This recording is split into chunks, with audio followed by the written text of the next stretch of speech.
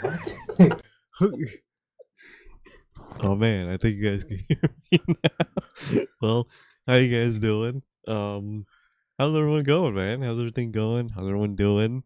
It's Friday. Very exciting Friday, man. It's Dynasty weekend, man, and we're 1 week away from getting WrestleMania over with.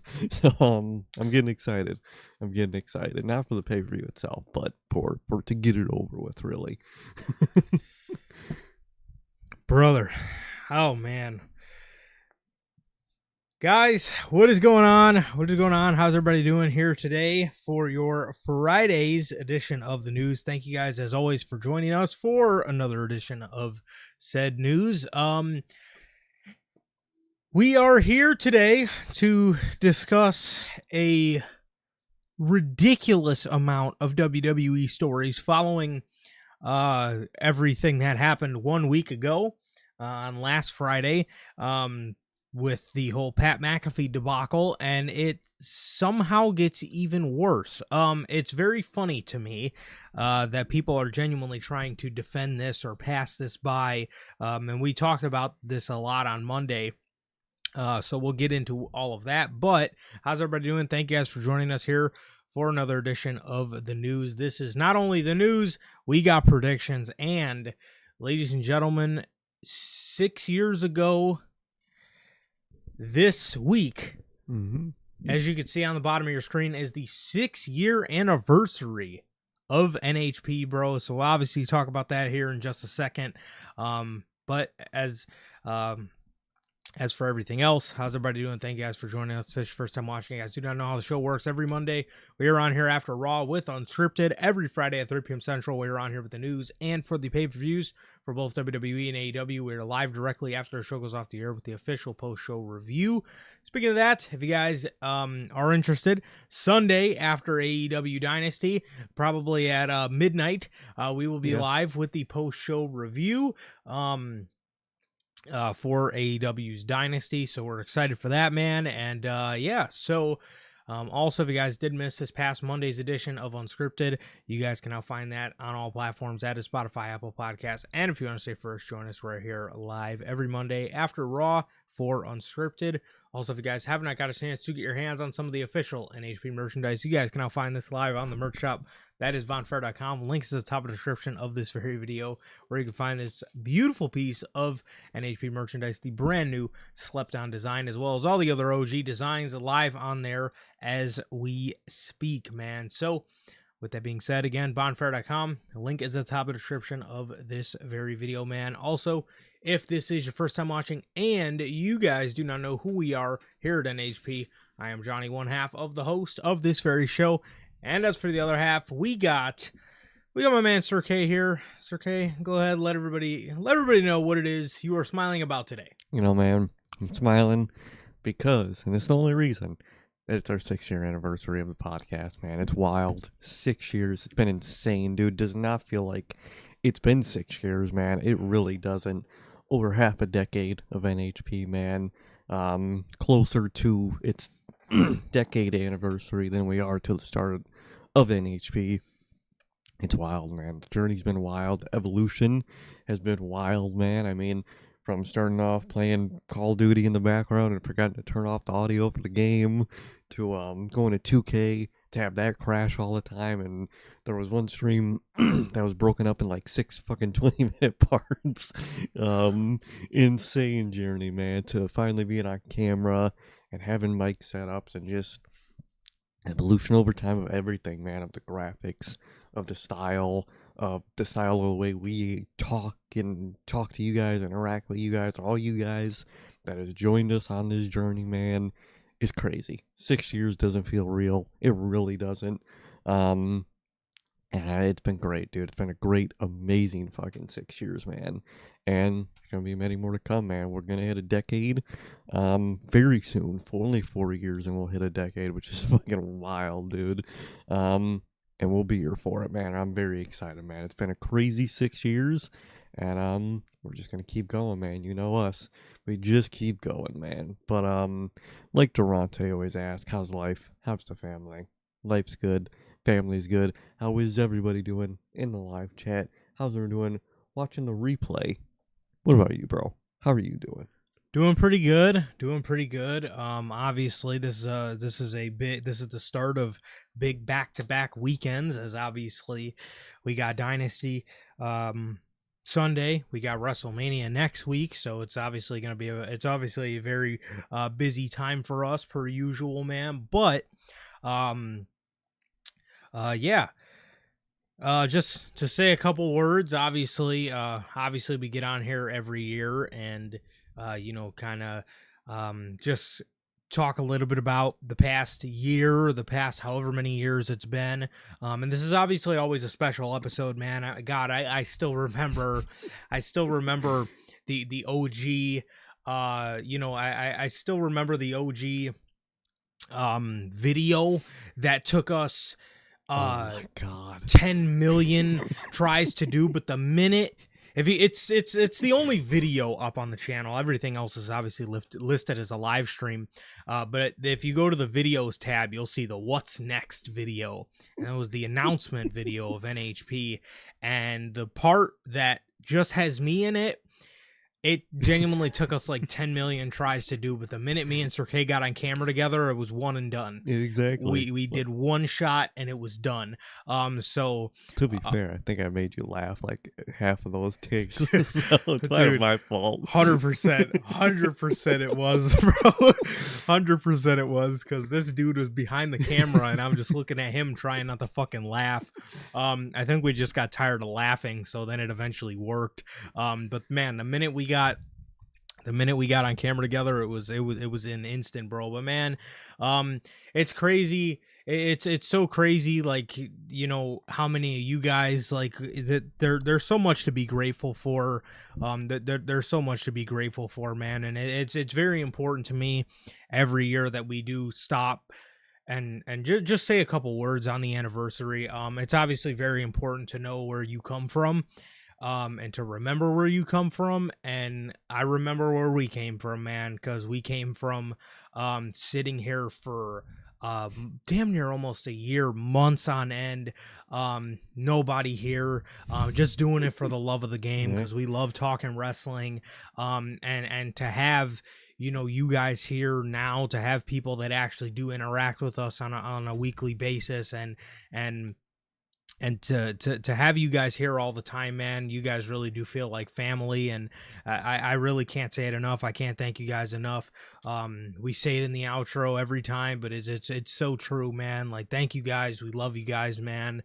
I really, none of this would be possible without, I get so excited coming on here and wondering what you guys thought about the shows, and, just the, the difference of opinion, the similarity of opinion with you guys, man. It's so awesome. It's so awesome to know that, like, people like to when people like to consume wrestling content, like they do look to us, and they do find enjoyment. Obviously, a lot of you guys aren't just here on YouTube, man. We have our Spotify listeners, our Apple Podcast listeners, our Facebook Reels, Instagram Reels people, the people that found out about us through NHP clips, the Instagram page, the people who watch mine or Sir K's TikToks and bury us on a weekly basis. Like, man, like we love it. Like, man, again, even the people that bury us, like, I genuinely want you guys to know, like, I do actually find some of your comments quite hilarious. But I laugh every time. What was the newest one, man? It was, you guys never watched a Mania build before? ? Brother, I've been watching Mania builds for almost 2 decades, bro. What are we talking about? No, man, but jeez. But no, I really, again, it's just important. It's important to know. It's important to know where you came from. It's important to understand where you come from, man. And again, I remember where we came from, bro. Filming that original What's Next video. I still remember making the logos on my old slow as fuck laptop, my old HP laptop that I used to have, man. Slower than ever. It was terrible. all the way from that to the Call of Duty videos, bro, to the 2K20, then to 2K19 because 2K20 kept crashing. There's so much history, bro, to the original face cam stuff where I remember just starting to learn how to use OBS, and OBS still fucks me up to this day, but at least I know how to use it. There's so much struggle, there's so much beauty in that struggle, man, and it's just truly something I'm so proud of, man. Every week I really want you guys to know I really give you guys everything I got. I've came on here sick. I've came on here with RSV. I've came on here with COVID. And he really shouldn't have. I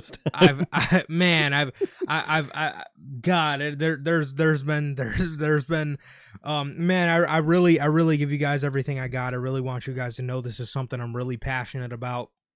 And I really want to give you guys the best, and it really means a lot to me to give you guys the very best, whether it's in quality or whether it's in honesty on some of the takes. Even though they do say these takes are horrible. That was one of the latest ones I've seen. Our takes are indeed horrible, man. But I really try my best, man. I really try my best, and man, it's just it's been such an honor. It's been such an honor to serve you guys, man, and through this podcast, bro. And man, it's really crazy. It's been 6 years, but also 6 years, crazy. I obviously can't I can't move any further without thanking the guy to my right. I guess your guy's right too. Bro, I can't say enough about the time you've spent with me, bro. The time we've spent together, the hours we put into this podcast, man. I couldn't do this shit with anybody else. You're my brother. I love you so much, and thank you, bro. Thank you truly, man, for all the years sitting here, bro. Truly, man. Thank you so much, bro. You've only missed a couple of them, and brother, they don't feel the same without you, bro. And they were for good reason. They were, unfortunately. I actually medically disqualified him for both of them. I almost was on that first one I missed. I almost was. But I was kind of in pain, but I wouldn't say anything. But he noticed that I was in pain, but I wouldn't have said anything. How many have I missed? I think it's two. It's just two. I think it's three. I think it's 3. Forbidden Door. I'll never forget that one. That was traumatizing because that show was fucking terrible. Clash at the Castle and the Wi-Fi one. In the Wi-Fi. Oh yeah, that one. Oh man, that one was really bad, man. That one. Yeah, which that one was not your fault at all. But the other two, he was medically disqualified for. I was medically disqualified, man. We're not like fucking. We're not. I'm not Seth Rollins over here, man. I mean, I tried to be, but he wouldn't let me be Seth Rollins, man. But truly, man, that's a great point for all the shit you talk about Seth Rollins. Well, to be fair, no. I'm gonna say something. I'm sure I'll have something after me I need to talk shit with him about. But no, bro, truly thank you, bro. You're the reason that we're all watching this show right now, man. That it looks the way it looks, that it sounds the way it sounds, and that just the quality, man. You truly are the quality here, man, and it's no question about it, man. And you're the reason I'm always here with you, bro. Your passion that goes into this, it truly makes you passionate. Just watching how passionate you are about NHP and about everything, and just about everything, man. So truly, it's because of you two. Don't just throw it on me. It's on you too. And we're in this together, man. NHP is us. NHP is you guys, and NHP is anyone can afford podcast equipment, man, according to Twitter. but no one can be like NHP, man. Whether it's you guys talking, man, or us talking to you, everything, man. Truly, the interaction with you guys in the chat truly is also what can make it for us, man. Because like we mentioned in the early days, there was nobody in the chat for the whole show, and then once we started to get people, and we just got more people and the more constant people, and it truly just becomes like we're just talking to you guys. That's truly what chat is. They're just talking to you guys, man. I don't think anybody else has a chat and just a community like we do. And sounds generic probably to say, but I truly feel that way, and it's truly awesome, man. I love talking to you guys. I love talking to you, bro.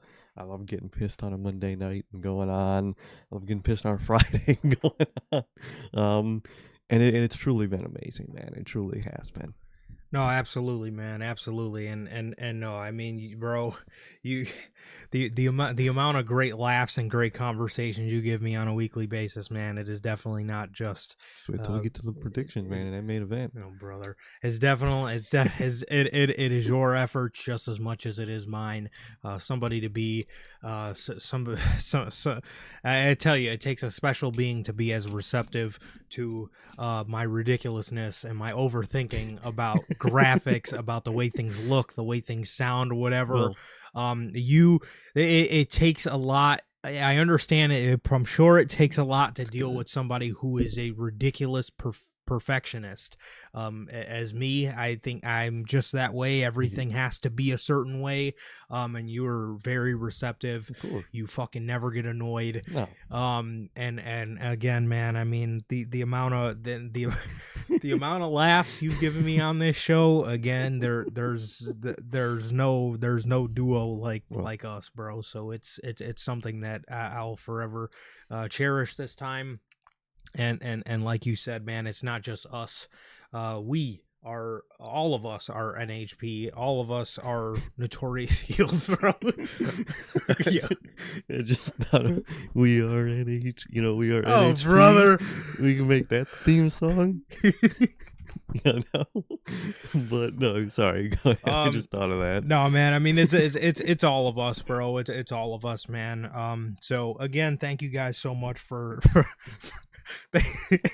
jeez, thank you guys so much for an amazing 6 years. And again, I promise, man, I'm never gonna stop giving you guys 100%. As long as I possibly can, bro. So, thank you guys. We love you guys, man. Thank you guys so very much. And again, it's just so crazy that it's been 6 years. I still, like, vividly, I close my fucking eyes and remember sitting there and being so nervous and just being so nervous to go on. And just, I still remember that day so vividly, man. I still remember eating Arby's beforehand. I still remember telling my mom and telling the missus how nervous I was to do it, bro. And bro, here we are 6 fucking years later. And now, you know, it's just an every week thing now, you know. It so really it's crazy. It's so crazy, dude. Truly wild. Man, awesome. Had a lot of great moments, and I'm so happy that they're going to continue for many years to come, man. So thank you guys, and again, this is us. This is this is us, man. All of us. We are all NHP. We are. And thank you guys truly from from the bottom of my heart, bro. It means a lot, and again, just thank you guys so much. No, truly, thank you guys so much, man. And one last thing, I can never really come at you for the perfectionist, because once I started doing the gaming thumbnails, I would kind of do the same thing. Oh, he does the same fucking thing. So dude. I can never fuck with you with the. Oh, I still will. Like, but. if you look at our, like, like our emails, when I send him thumbnails and I'll send him like 3 different versions of it, he always makes fun of me because he's like, bro, like it's fine.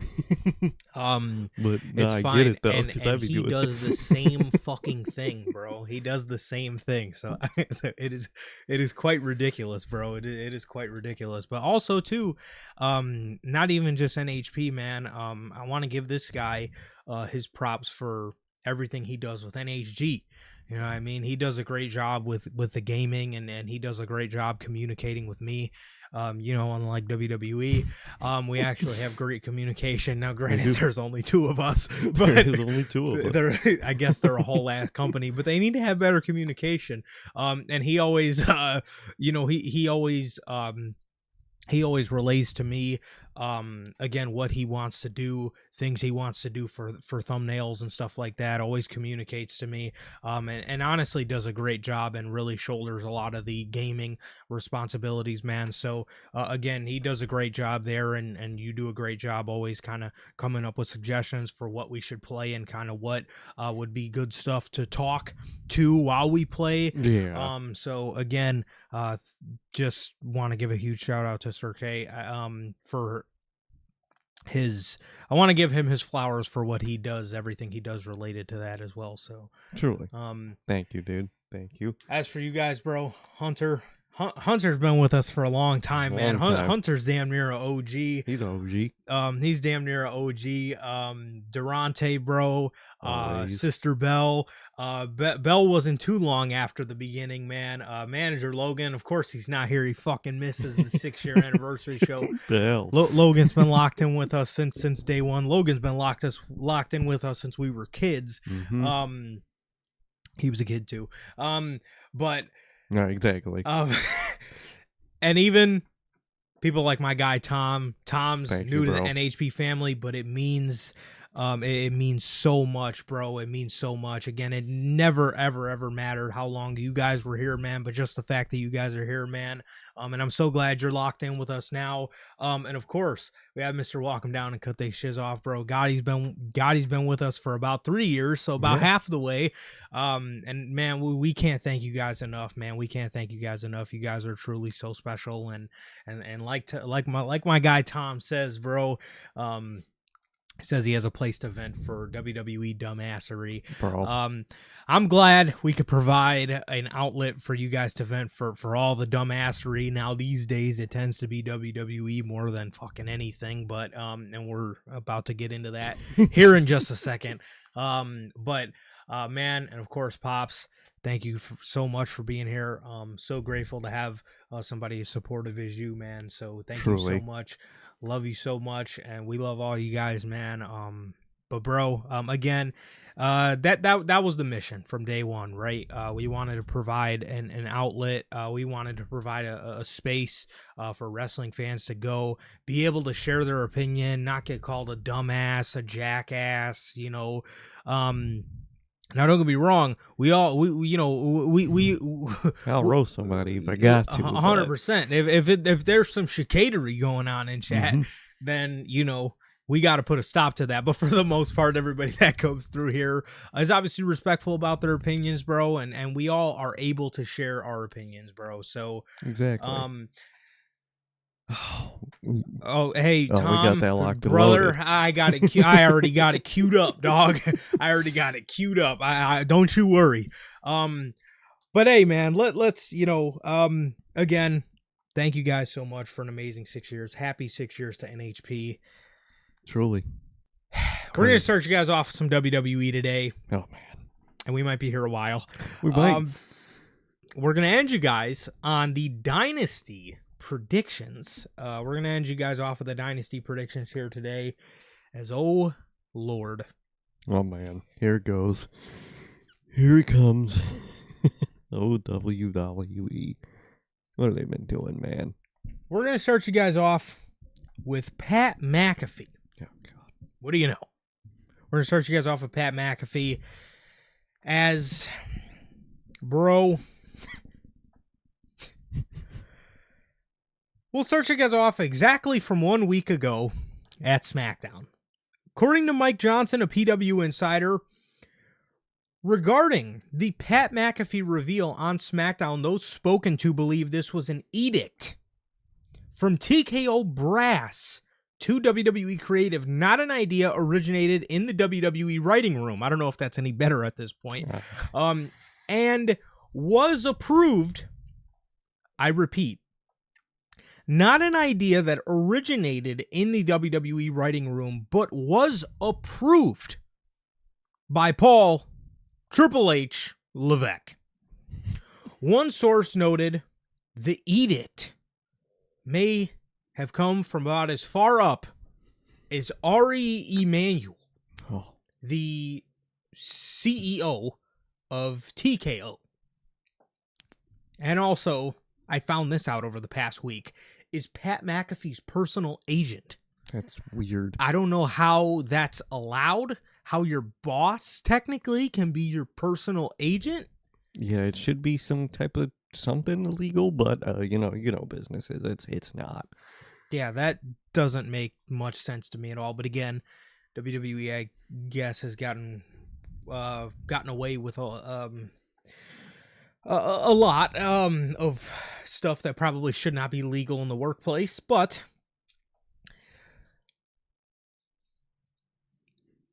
according to Bodyslam.net, a source indicates that Ari Emanuel believes Pat McAfee is a star and will help elevate the program between Randy Orton and Cody Rhodes and get it where it needs to be.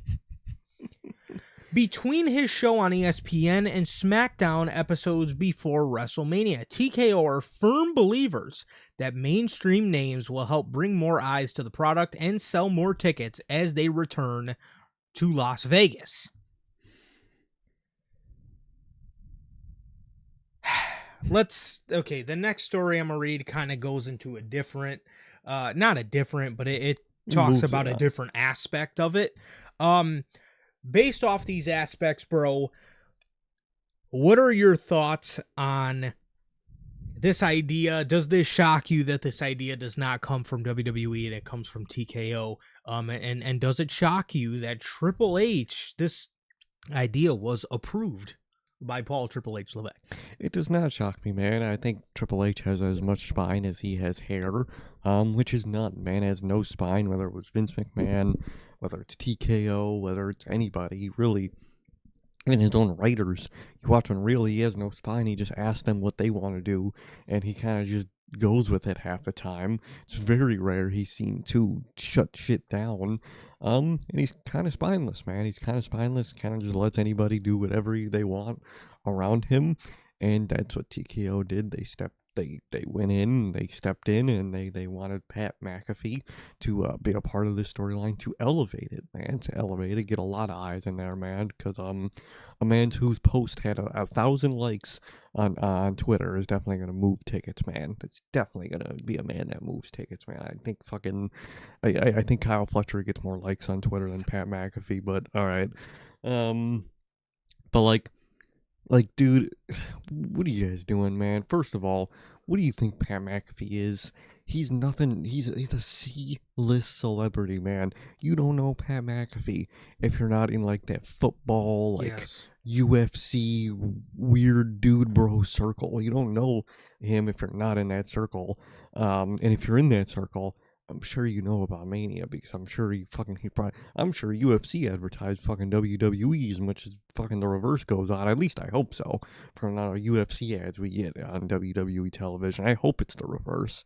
But like, I'm not shocked at all that they stepped in and stepped on Triple H's toes and he didn't do anything about it. He has a pattern of just not having a spine and not doing anything. He didn't do anything to Vince, never fought back even in the in-between era of Vince McMahon, and that creative like difference where Vince was here but he wasn't. Even when Vince was like only half there, he really didn't step up and think for himself. He really didn't. And now he's got TKO in his ear, and he's probably going to let them do whatever they want, man. Ari Emanuel, he got Pat McAfee involved, and it sucks. And Pat McAfee is not the name that they think he is to sell tickets, man. And they're going to keep continuing this process and keep getting these random ass nobody celebrities to try to sell these tickets, and I don't think it's going to work, man. But what do you think about this, man? What do you think about, Triple H being spineless again? Well, here's the thing. So, obviously, these are his bosses, right? So I'm sure at the end of the day, he doesn't really have much of a say. But, again, Triple H, like Sir K just said, has a pattern of not giving any pushback. He has a pattern of just letting, people, whether it's Vince, and I think that's the biggest implication of this is Vince. We've seen this with Vince. We've seen this with Vince where he pretty much just does nothing, and he sits back and just does whatever. What I kind of want to focus on here is the whole idea of TKO stepping in. Why? did TKO step in. Everybody feels bad for Triple H. Everybody wants to take Triple H aside and say, he's fighting the good fight. He's fighting the fight against TKO. He's fighting, with Punk and Cody Rhodes, and they're going to take down TKO together. Look, is what TKO did stupid? Yes. Does it make sense? No. Why did they have to do that, you may ask? And it's honestly not even specifically because of anything Cody and Randy did, because I thought their feud was going fine. Mm-hmm. And again, that was not the feud to get him involved in. If anything, if you want to get Pat McAfee at WrestleMania, bro, you do what you're doing with Speed, or with, I guess what they were doing with like Jelly Roll and Kit Wilson. Get him involved with lower card people. I mean, don't put him in the main event world title scene with and then damn near make it seem like you're building a Cody Rhodes versus Pat McAfee match at WrestleMania rather than a Cody and Randy match. Essentially. But here's the thing. Everybody feels bad for Triple H. Nobody wants to really understand why TKO did what they did. Everybody all of a sudden wants to act like Triple H is booking this perfect WrestleMania 40 level of build-up, WrestleMania 39 level of build-up, when in reality, it ain't that. It's not that at all. TKO had to step in because Triple H across the board is doing a shit job, in my opinion. Oh, yeah. This Mania sucks, dude. I mean, look at the card. The card kind of sucks. The build sucks for even the good matches. It sucks. Terrible. Terrible. Absolutely terrible, bro. You look up and down that card, there is not one build that genuinely moves me. No. Not one. Not one build that moves me. None. Now, there's things that I'm maybe interested in more than the others, but if you compare it to a couple years ago, like, man, I think back to WrestleMania 40, and I think, like, man, the night before, how excited I was. Like, man, I wonder what the fuck's gonna happen. Like, man, is this the weekend Cody finally does it? All the build up with The Rock and like how dope all of that stuff was. Like, man, it was dope shit, bro. It was dope shit. You look at that to like the little side story they had, like with the little side story they had with, everybody expect, I guess not a side story, but like all the side expectation of everybody expecting the legends to show up, and it was going to be like an Avengers Endgame, type of ending for WrestleMania 40. And then the story with Drew McIntyre, kind of taking advantage of Rollins, being more focused on the bloodline than he was him. It was up and down, man. The story, there was so many great stories involved with that WrestleMania. It was so dope, man. It was so dope. And WrestleMania 39 is my baby, bro. I love that WrestleMania. That's my favorite Mania of all time, to be honest with you, bro. And man, it was so dope. It was such a dope WrestleMania. The whole bloodline build going into that. Cody and Roman. You had the Cena and Austin Theory build that I thought was great. Good stuff. TKO, well, I guess 39 would be disqualified, but for 40, you didn't see TKO overly getting involved or overly, involving celebrities. We've seen the celebrities here and there at WrestleMania 40, but it wasn't like this. It wasn't like this at all. It was mainly The Rock bringing in the celebrity last time. And you look now, you look to this shit now, bro, and it's damn near all celebrities. All fucking celebrities on the show. Why is that? Because Triple H can't build a WrestleMania anymore. He can't. You don't know what he's doing. And they to TKO and their horrible business mentality. They're in the spot where, okay, Triple H is undermining. How do we fix this? We'll just do celebrities, man. People see fucking Pat McAfee and they want to buy a WrestleMania ticket. Again, TKO's mentality is dumb.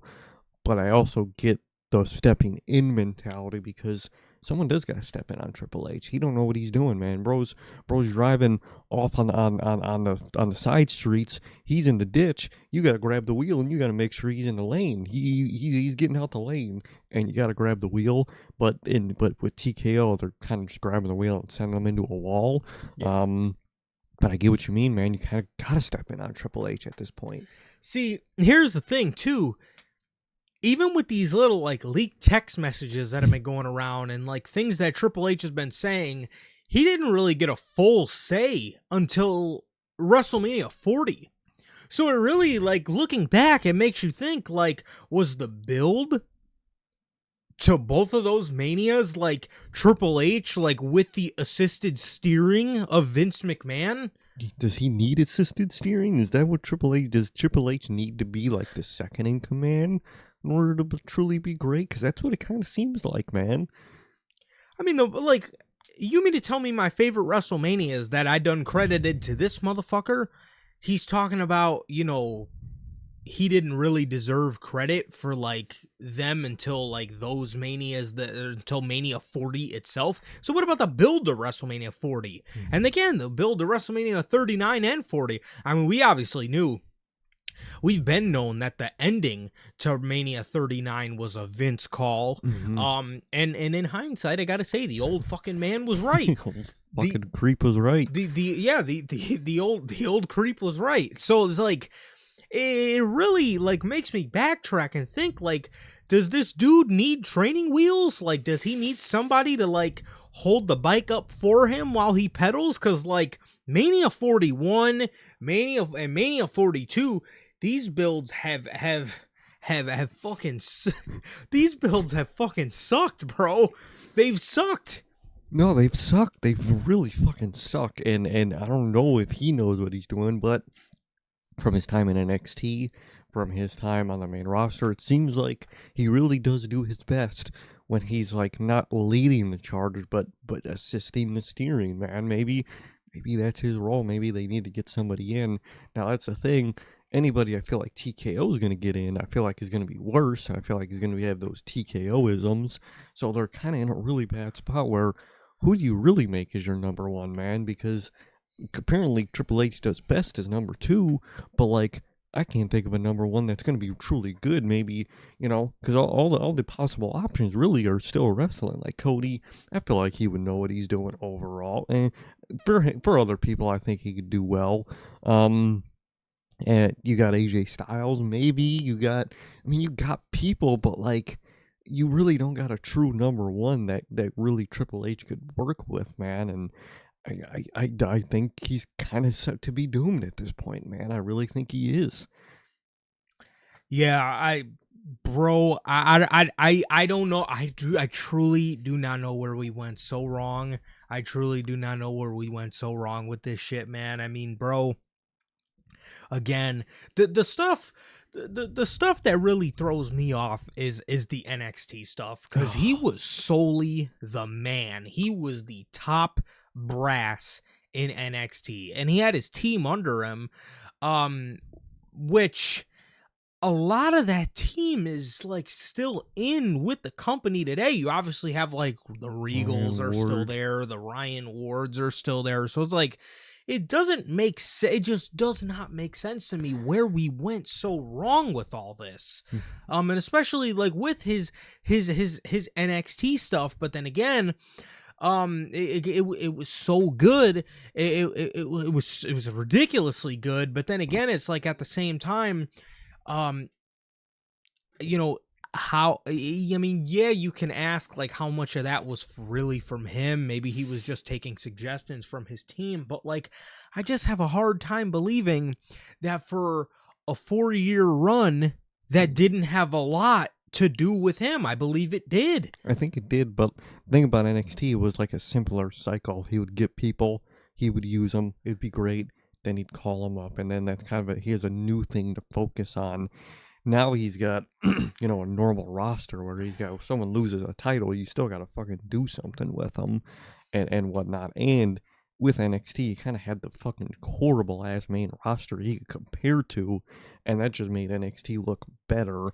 So I kind of think he in a way that gave him the assistance he needed. 100%, and you know what? That's true, because I've actually said that for years. I've said that for years. NXT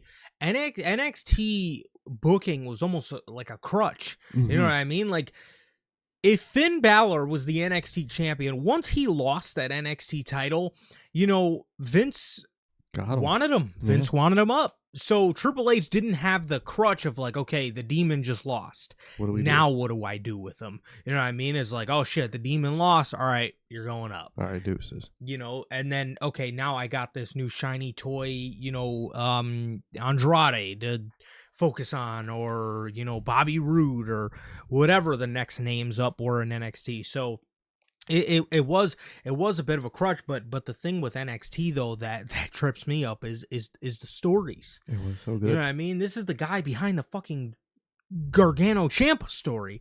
This is the guy behind the Undisputed Era. This is the guy behind the Velveteen Dream character. This is the guy behind the Aleister Black and Velveteen Dream feud. You know what I mean? That's the part that trips me up. It's like, how could you be so bad at this nowadays? Like, it doesn't make any sense to me, dude. But I don't know.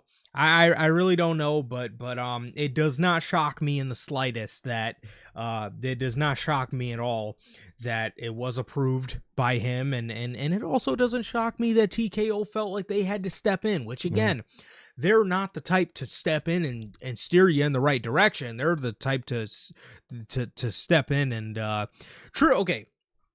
Triple H is drunk behind the wheel. Okay. He's swerving all around. TKO is the toxic girlfriend to grab the wheel and fucking make the car swerve even harder. There you go. Pretty much. Exactly. Off the bridge. You got the Usos behind the wheel, and then you got, you know, the girlfriend, man, 27-year-old girlfriend sitting in the passenger seat. Yep. And she done veered him off the street. Now I get what you mean, man. And like, again, TKO, their booking mentality sucks, but I get the stepping in mentality because, like, someone has to. You gotta fix this shit, man. But the wrong people with the wrong ideas stepped in and made it even worse than it already was. Yeah, no, 100%, man. And there's a lot to be at fault with, and TKO needs to take their part in the ticket pricing aspect of the whole thing. But again, even when tickets are lower, let's not act like Triple H is booking inspiring television. He's not. He wasn't. This Mania sucked before Pat, and it just got worse with Pat. Like, it was already really bad. I get the step in. It's just the wrong people stepped in with the wrong ideas. According to Mike Johnson, Pat McAfee's inclusion in the Cody Rhodes and Randy Orton angle was reportedly done with the ESPN promotion in mind. This is what I'm talking about. They grab the wheel and kind of like swerve us way out of whack. ESPN don't even like you guys. Legit. You fucking told them to stop rating your pay-per-views because they were bad. What do you mean you want to do promotion with them? They don't like you. The fucking people over at ESPN were rating AEW shows higher than yours. And y'all got the deal with them. Y'all got the deal. See, and instead of, it's so funny because instead of saying just, hey man, cap for us, say it was like a B and A, you know, they just said, hey, just stop it completely. Don't do these reviews no more. That's how you know it's bad. Legit. Because they can't even fake a good one. Legit, dude. The idea seems to be that including McAfee in the scenario gives ESPN a new promotional dimension. What are these business terms? Promotional dimension. What? It's Pat McAfee. He's not Brad Pitt. Like, what? You think they got Sydney Sweeney on the show? You don't got Sabrina Carpenter on the show. You got fucking Pat McAfee. It gives ESPN a new promotional dimension for WrestleMania, given McAfee's importance and the popularity on their platform, giving the ESPN audience something additional, leading to their first ever WrestleMania broadcast. Oh, yay. Bro, they're not watching. Football fans are not watching WrestleMania. Stop kidding yourself, bro. Just because they see Tom Brady and Pat McAfee, you can fucking get anybody to promote it. It's not gonna work, bro. It's not. They don't watch wrestling. That's it. That's it. I'm going to tell you exactly what is going to happen if they see Pat McAfee and Tom Brady at WrestleMania. It's going to be the same thing that happens when wrestling fans see, like, what was the one I just seen? It was like Liv Morgan at like an NBA game or something like that. It was like, or just that in general. It's going to be the same. It's going to be no different than fucking Liv Morgan and Raquel Rodriguez popping up at the Indiana Pacers game. People are going to see it on social media and be like, oh, they were at the Pacers game. Yep. And they're going to flip right past it. Somebody, if you are a fan of football and not a fan of professional wrestling, that is not going to get a diehard football fan to be like, oh, shit, I got to tune into this. No, they're going to look at it on their phone. They're going to be like, oh, Tom Brady was at Mania. Scroll. That's what they're going to scroll right past, like you said, like we do when they're at games. And the worst part is, for wrestlers going to other things, when they're at games, and I mean this all respectfully, they don't know who the fuck they put the camera on, bro. If you're just a basketball fan and you're at the fucking game and you look up and you see Liv Morgan and Raquel Rodriguez, and most people are gonna be like, "Oh wow, they're wrestlers. Yeah. Oh, that's cool." That's all. Like, oh look, they got WWE guys there. Look at that. It could be fucking AEW guys on the screen, and they're gonna say, "Oh look at that, they got some WWE wrestlers on the screen. Oh cool." They don't care. Non-wrestling fans don't care because they're not a fan of it. They're not going to watch the fucking pay-per-view, man. Like when we were at Elimination Chamber and they showed Giannis in the crowd, we were like, oh, that's dope. That's Giannis cool. Is here. Everybody else in the audience was like, they don't know. People don't know, bro. Like, what are y'all doing? And like Tom says, bro, sports fans are going to make fun of wrestling, whether it's sports, yes, UFC, fucking anything else. Wrestling is like the most made fun of thing in the world, bro. You make yourself look worse by having fucking Tom Brady punch Logan Paul at the pay-per-view. That makes wrestling look worse. That solidifies like the fakeness to non-fans. You know what I mean? Yeah. Like, what do you? Look how fake this is. Tom Brady's doing it. Exactly. You're purposely making yourself look worse by doing all this celebrity shit, especially with people like fucking Pat McAfee and you know, Tom Brady's goated, but it just doesn't. It's not going to have the result you think it is. It's not. Yes, it really isn't. Like, oh man, Tom Brady was at Mania.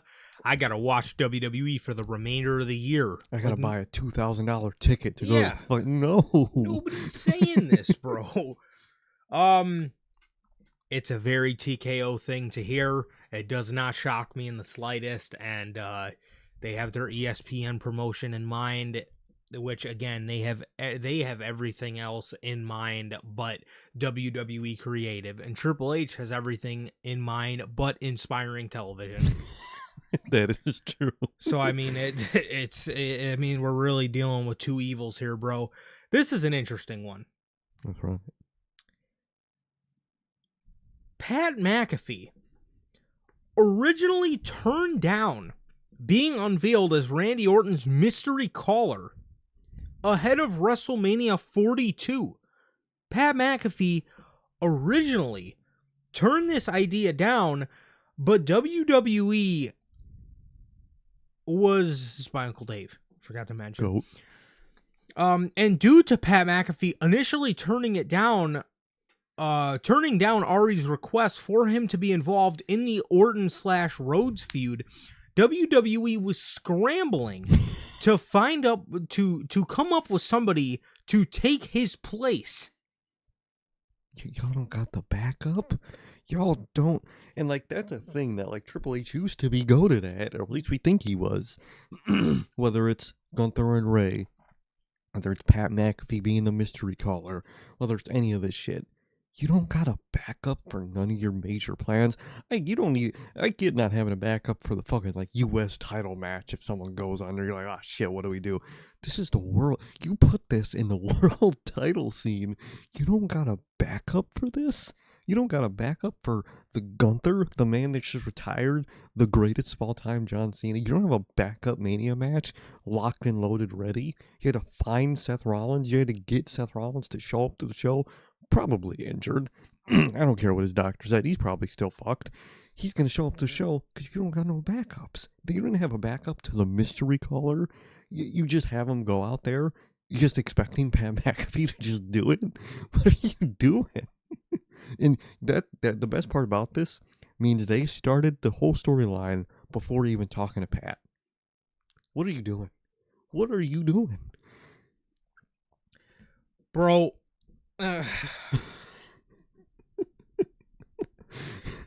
Okay. Cody Rhodes said it in his promo last week. I think it's kind of what every wrestling fan, unanimously said. You're scrambling to find somebody to take his place. What place? There should be no place. Yeah. There should have only been place for two guys. Randy Orton and Cody Rhodes. Because, like Cody and everybody else said, this should not be about fucking Pat McAfee. Mm-hmm. This is about two guys that have 2 decades, 20 years of history. 20 years. Nothing. What do you mean take his place? There shouldn't have been a place to be taken. That makes me think, what would have, TKO's bad. Imagine their backup plan. It probably would have been even worse. They would have called fucking Tom Brady to be his fucking partner, or fucking some most random person ever, man. He's like, dude, what are you doing? Some random UFC fighter was going to be his fucking partner. It's like, dude, it makes no sense, bro. Why are people, you don't need no third party. You didn't need Jelly Roll in the first place. But at least he had the thing of, like, he interacted with them on TV a year before, you know what I mean? Yeah. But, like, Pat was just the worst, dude. Pat was the worst possible thing you could have done. Absolutely one of the most abysmal decisions they could have ever made as a company, bro. Let's see. How did the talent feel about this? According to PW Insider, talent backstage in WWE felt that Pat McAfee's inclusion in Randy versus Cody doesn't make sense and isn't needed given the history between the two. McAfee's comments on SmackDown, which were unscripted, did not help the situation either. One talent reportedly said there was sympathy for Cody Rhodes. What about Randy Orton? Randy, just oh man, Randy standing right there. Just sorry, Cody. Sorry that I got involved. This is Orton's feud that got fucked too. Like what? I think Triple H was the one that was fucking telling Cody that. As now he has to carry that additional weight going into WrestleMania.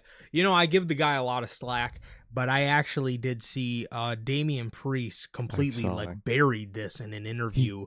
He just said it sucks. He said it sucks, and then this guy gets to go out there and use all these curse words that like somebody else on the roster could have used to just get the extra pop or get the extra heat or get the extra momentum or moment going into WrestleMania or whatever the idiot was trying to say. The guy sucks, but I mean, I gotta say, like, he actually gave a pretty good take there. No, he did. He did give a pretty good take there. And we always give the guy shit, but I respect him on that one. He didn't give a fuck. He said what he thought, and I like it. I like that he did that. No, 100%. I mean, again, be vocal, bro. Be vocal. Now, again, Triple H had some of his guys being vocal, but I think that's a little. I think theirs is a little more company pushed, I will say. But Triple H, he's waging war with his guys, bro. But no, I mean it's good for these guys to be vocal if they feel like, yeah, they feel like it's bad. Yes, they should. 100%. So,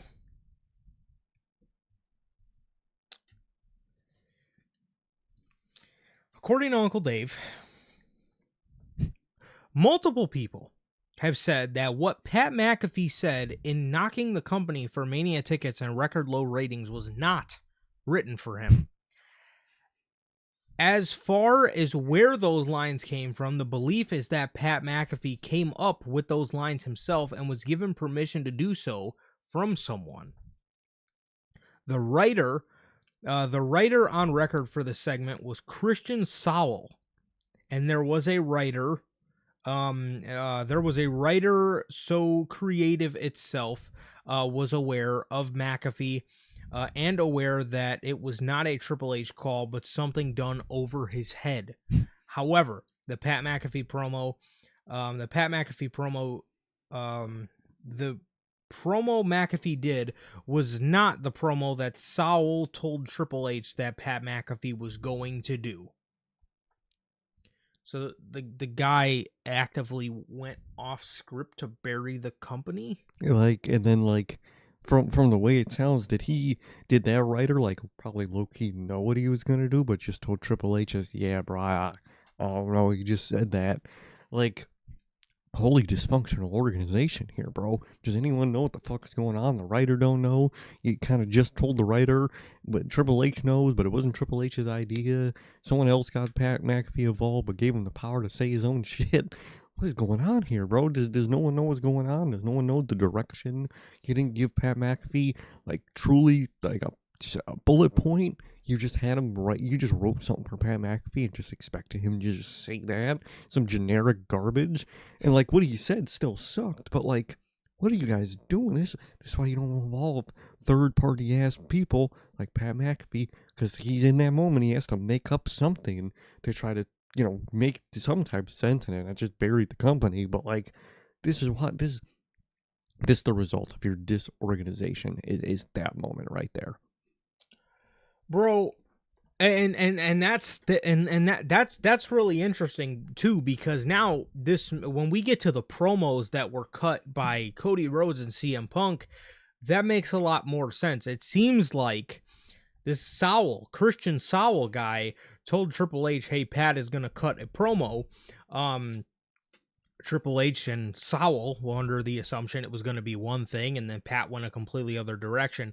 That probably makes a lot of sense why Triple H, I guess, had his guys, that he's in battle with, are go out and shoot from the hip as well, because I guess in his mind he probably was like, okay, well, if you are gonna if TKO. I guarantee you what Pat said probably came from TKO. I'm sure. Oh, 100%. It was definitely TKO bound. Ari Emanuel called this motherfucker and was like, dude, their Mania tickets suck. Their ratings are low. You're the answer.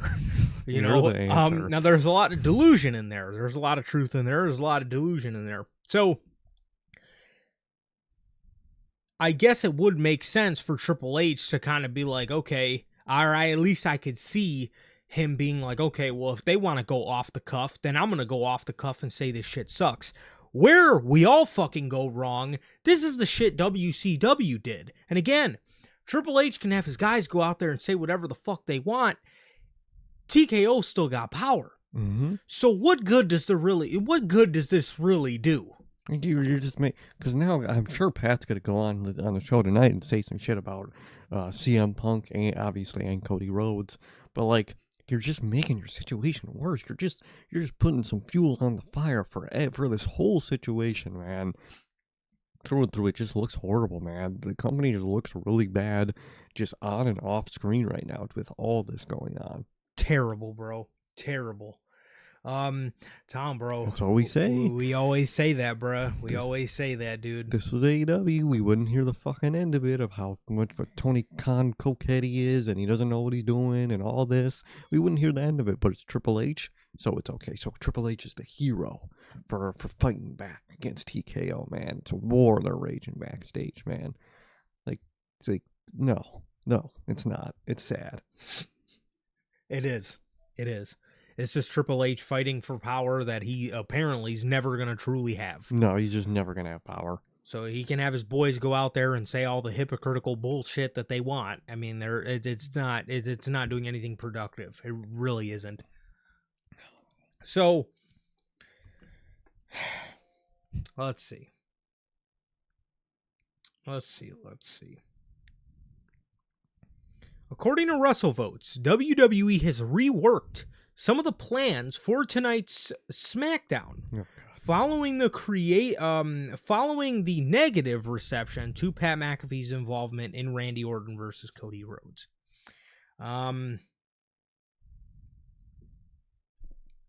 They've reworked plans, okay? Let me read to you the next thing.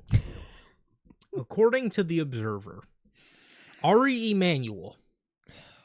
I'm starting to think this guy isn't that good of a booker. Yeah, I don't think Ari's that good of a booker. He should have stayed in the business office. Yeah, I'm starting to get that aspect of it, man. Ari Emanuel pitched Pat McAfee to be in Randy Orton's corner at WrestleMania.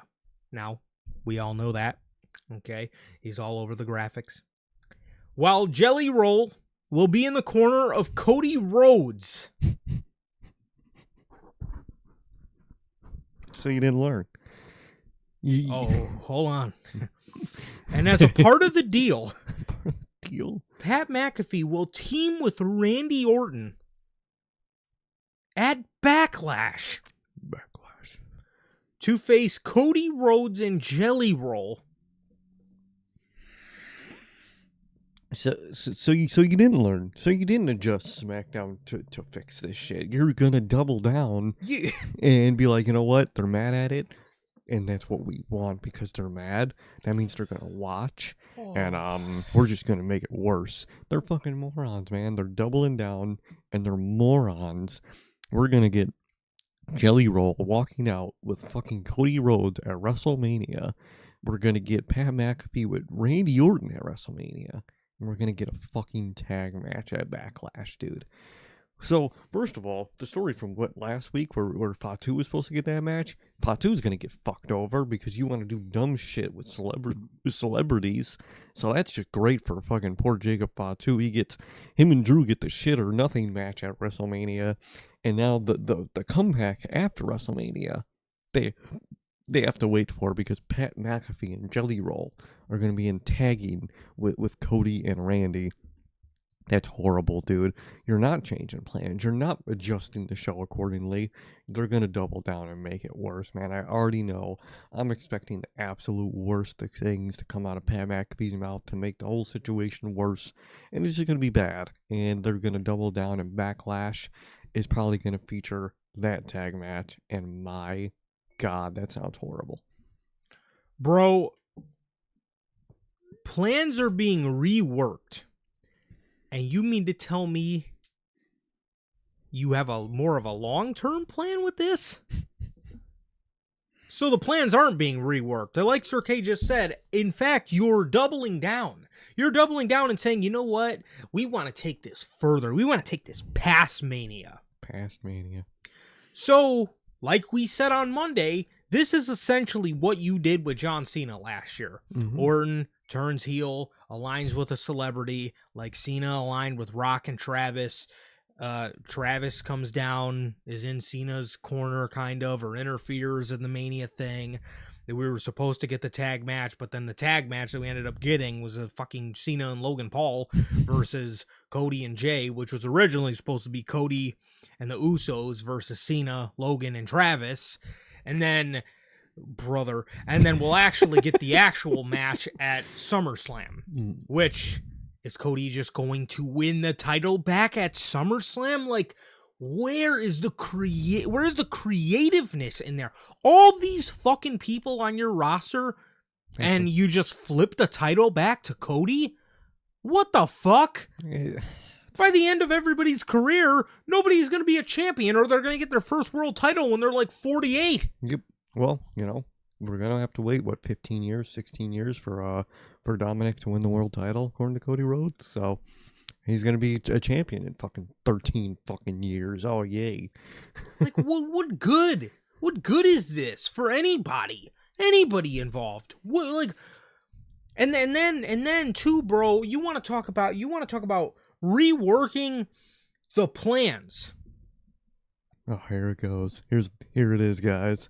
This is reworking the plans off of the negative reaction.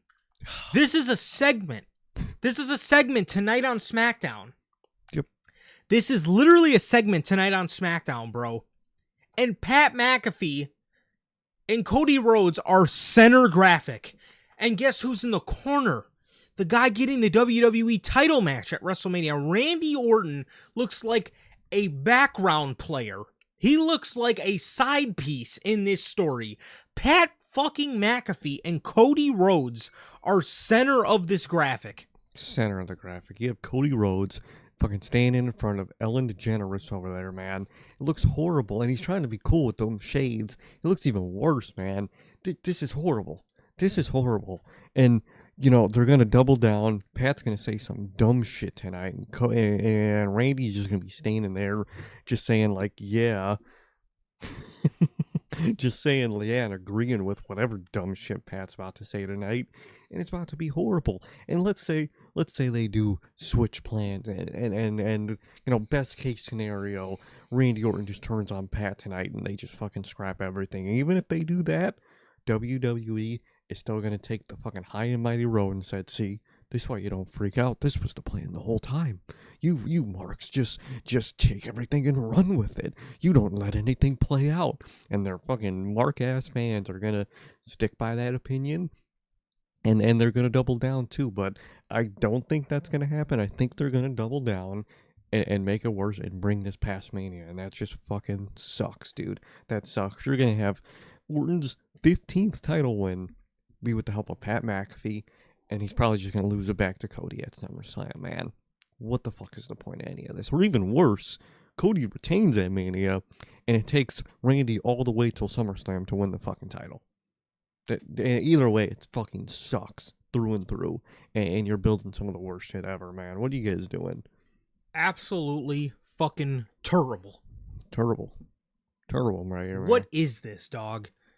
After joining forces with Randy Orton and attacking Cody Rhodes, Pat McAfee will address the WWE Universe tonight on SmackDown. Why isn't it Randy addressing and revealing why he, you know, we heard it from Pat, but why doesn't Randy get to speak on why he chose Pat, quote unquote, he chose him? But no, Pat McAfee gets the segment technically. What a fucking joke. What an absolute joke. What is this graphic, bro? This is a real graphic. It's a real graphic right there, man. We talked about what match are they building when we were talking about Roman, Punk, and Jay. And now we're saying it again with Cody and Pat McAfee. Are you building Cody and Pat? Because it looks like it to me. It looks like it. And just wait. Next week, the SmackDown Before Mania, we're probably going to get the same graphic, but it's going to be Jelly Roll and Cody Rhodes on one side and Pat and Orton on the other. And the celebrities are going to be the center for most graphic, man, because that's just how this company works. You're going to see Jelly Roll in that horrible ass, like, shoosh fucking graphic. He, you know, his graphic, how he, like, does this. I think that, doesn't he do that in his graphic? I'll have to look at his, no, he makes that dumbass face in his graphic, man. Everybody looks all, like, sad. Yeah, that sad-ass Jelly Roll graphic. It's going to be horrible, man. We're going to get... The night one main event is horrible. I'm so serious. Oba and Brock should 100% be the main event tonight one. I feel bad for Orton and Cody for saying that because it's not their fault, but, like, they got screwed over. You got to put a real match in the main event, bro, because this isn't. This is something, bro. This is something from the jump where I originally said, like, bro, Cody and Randy, I don't think is a bad match. I think that is a WrestleMania match. It's a shame they made us wait this long, but, like, it's not a bad match. It's a good story. It's a good story to tell. It is, with all the history there. And bro, you done proved me right asking for the Fatal 4-Way the whole time.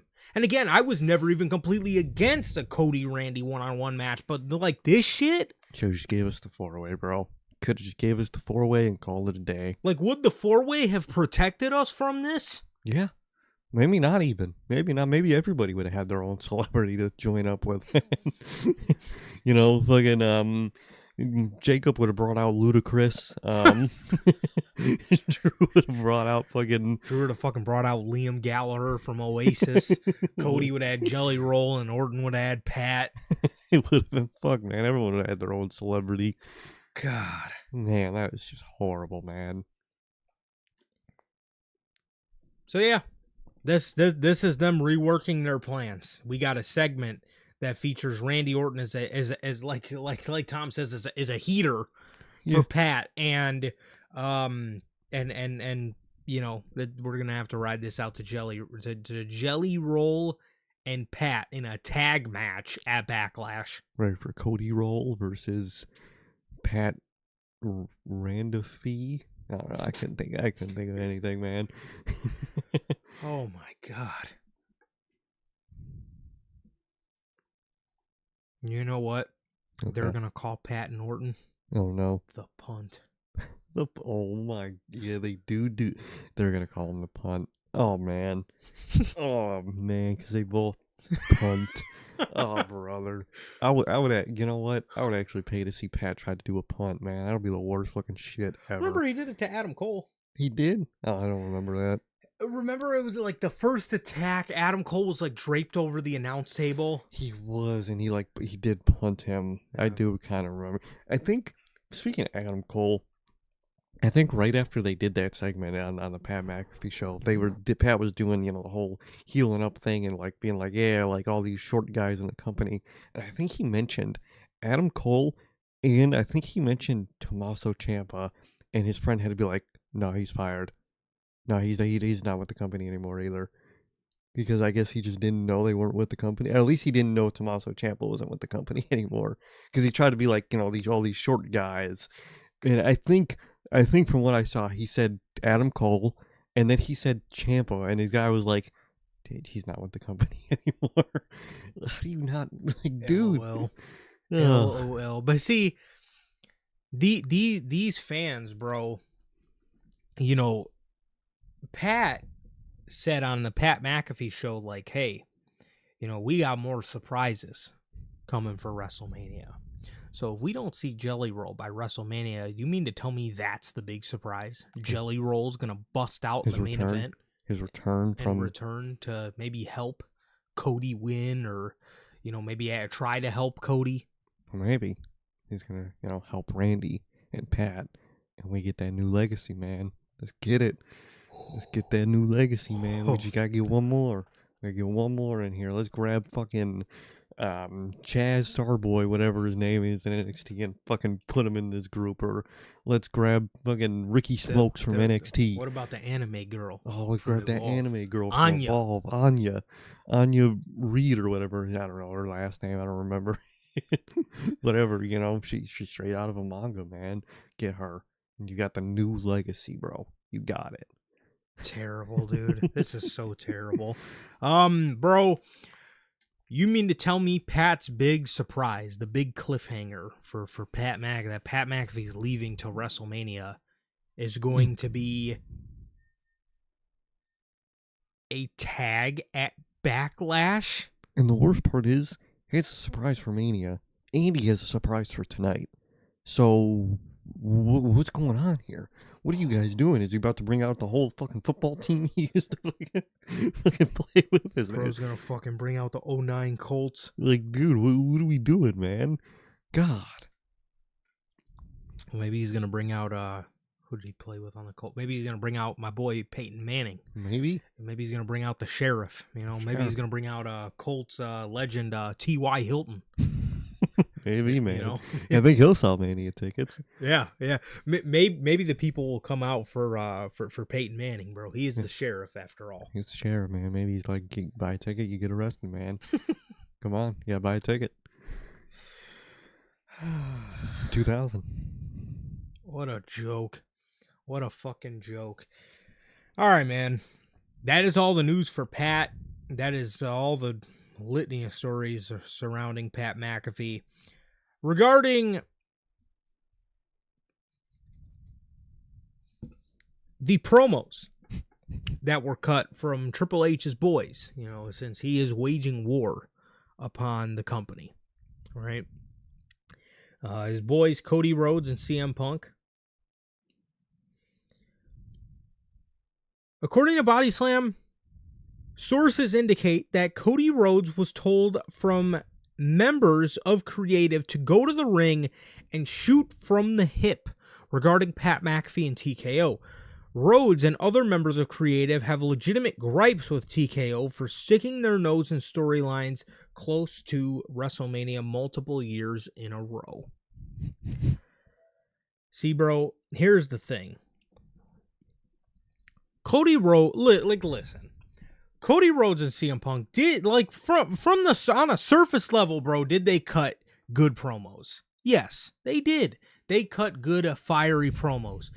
But really, what is getting done? Because at the end of the day, TKO still is going to have their vice grip around things. Look at what we heard this story 6 days ago, and today we hear they're planning a tag match for Backlash. So clearly, no matter, and nothing that CM Punk or Cody Rhodes said fucking mattered. No. Now, I applaud those guys for wanting to go out there and speak their mind, because after hearing the fact that Pat McAfee went out there and shot from the hip, I do believe Triple H probably said, go out there and shoot. Okay, go out. Since they want to play like that, you can go out there and shoot. Again, where is the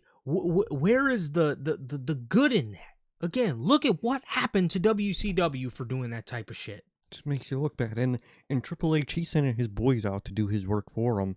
But Triple H was just on the Cody Rhodes podcast. He didn't shoot no shots at TKO. He didn't fucking call out TKO or Ari or none of that shit. But he's gonna send the people that work under him to go out there and do that for him.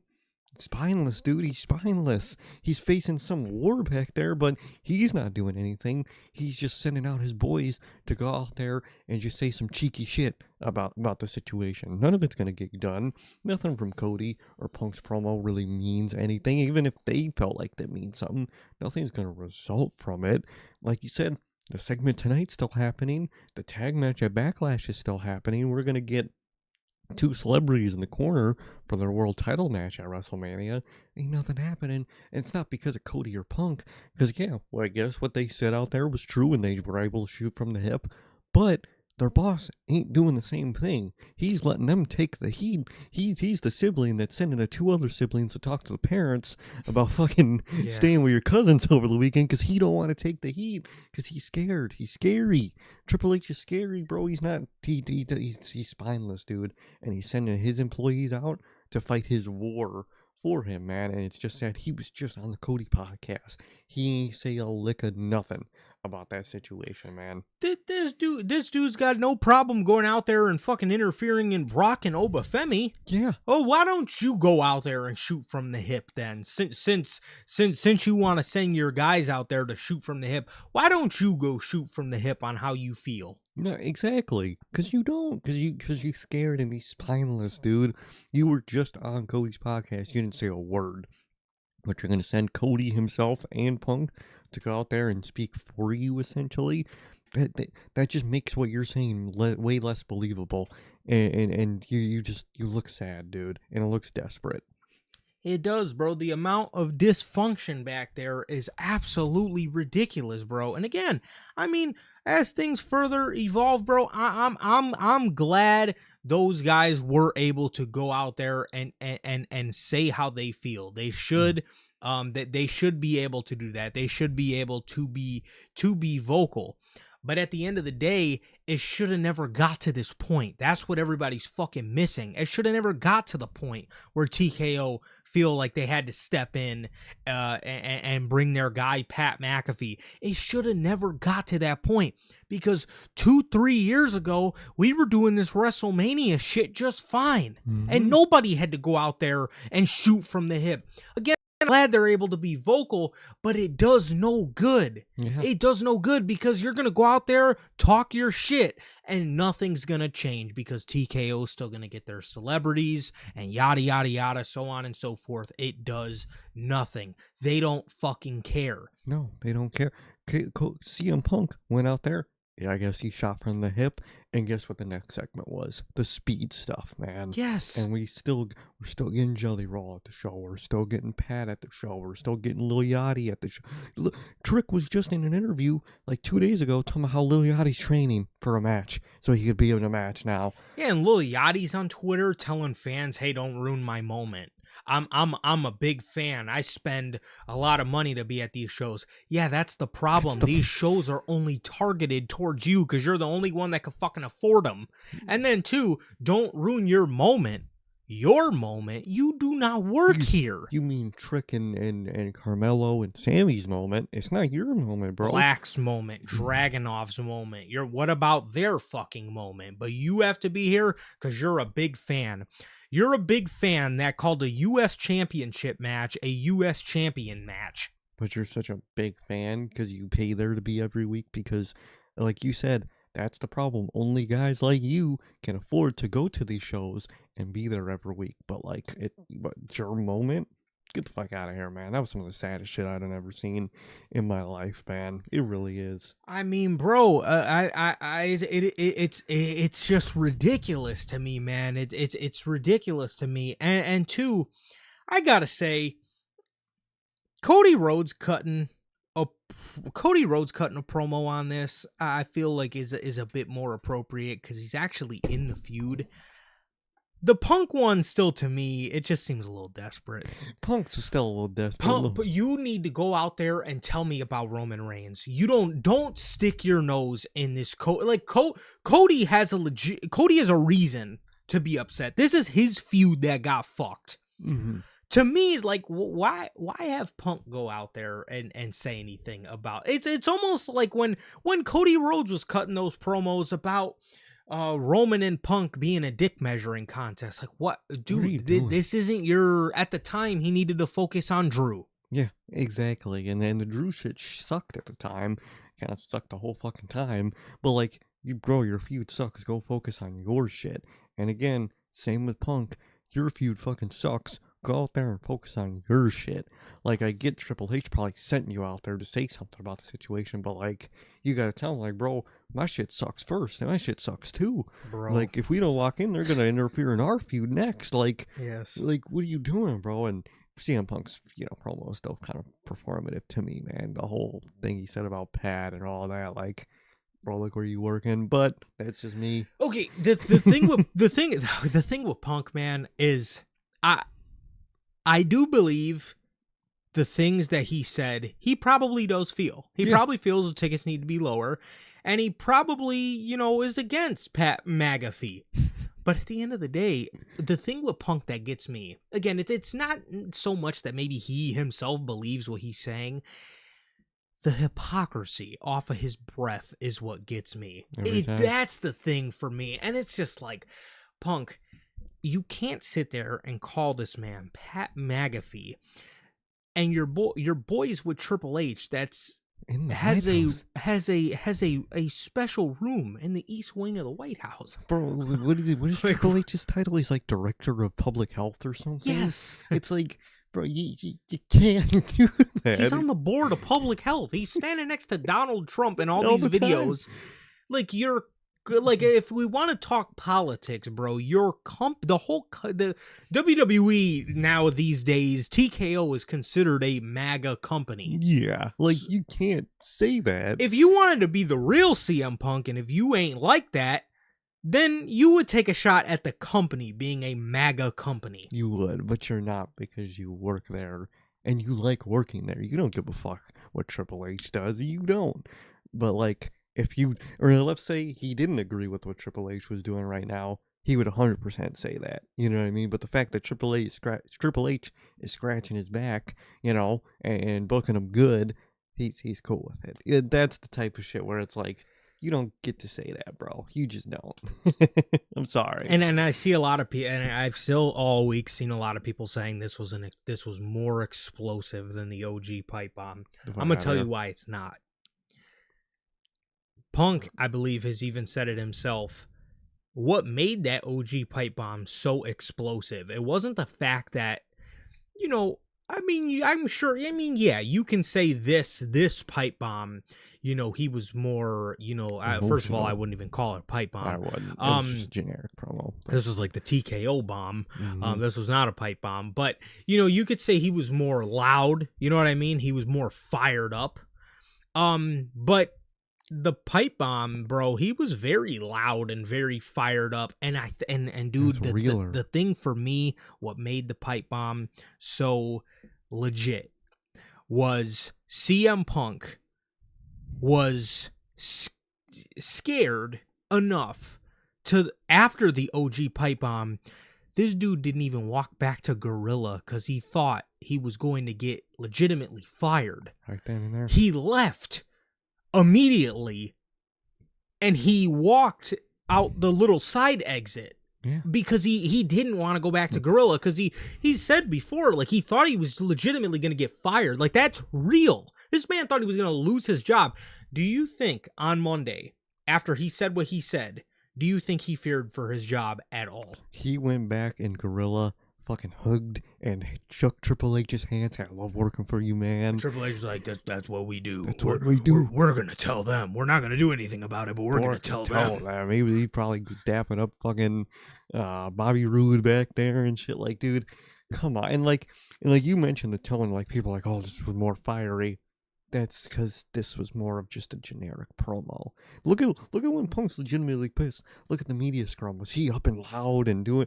Nah, Punk was legitimately pissed, and he was sitting there just talking.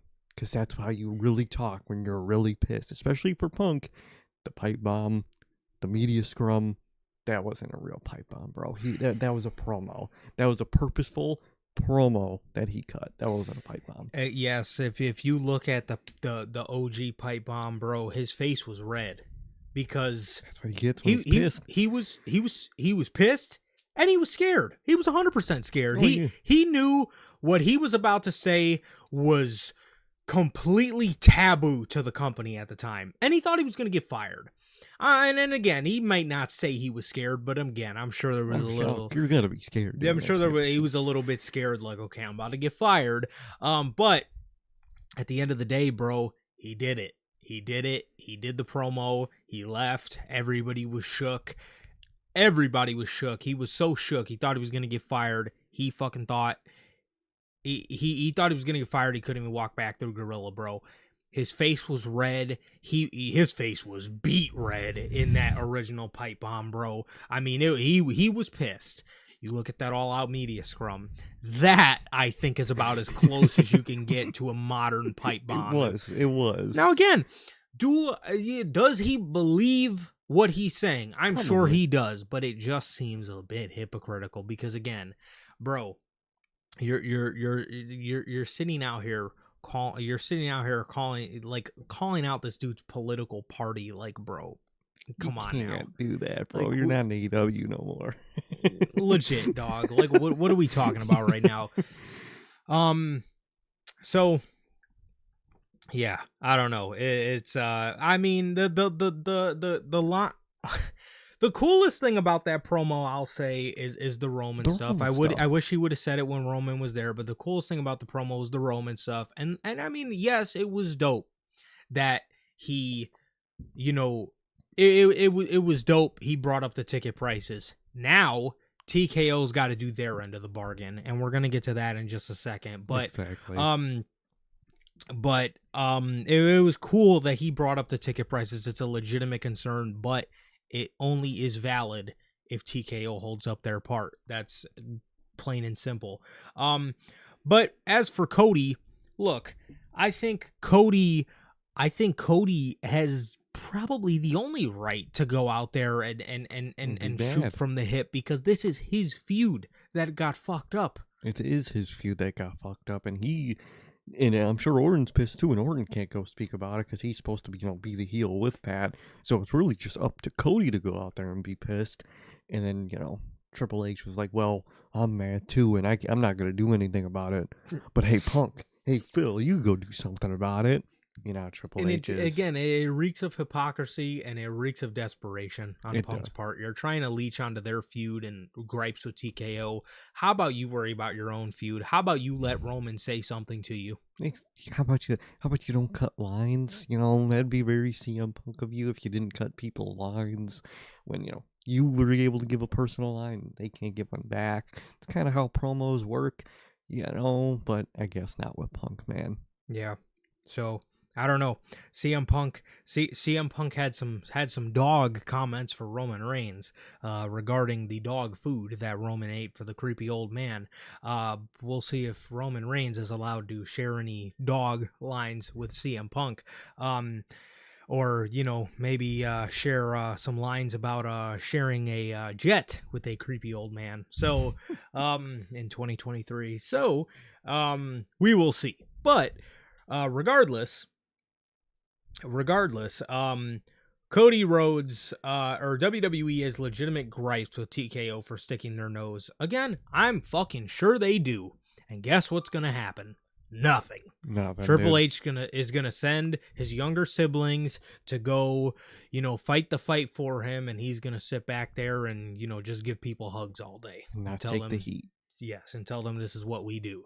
I'm sure when he talks to Ari, I'm sure he talks to him the same way he talked to The Rock. Hey, Yes, how's sir. it going? Yeah, everything's great. Yeah, everything's fine. What's Yeah. up, man? How you doing? Yeah. What do you think we do? What do you think we do? I'm thinking you don't get involved at all. And then The Rock's like, well, I'm thinking I do get involved. I'm thinking I hit him with the belt.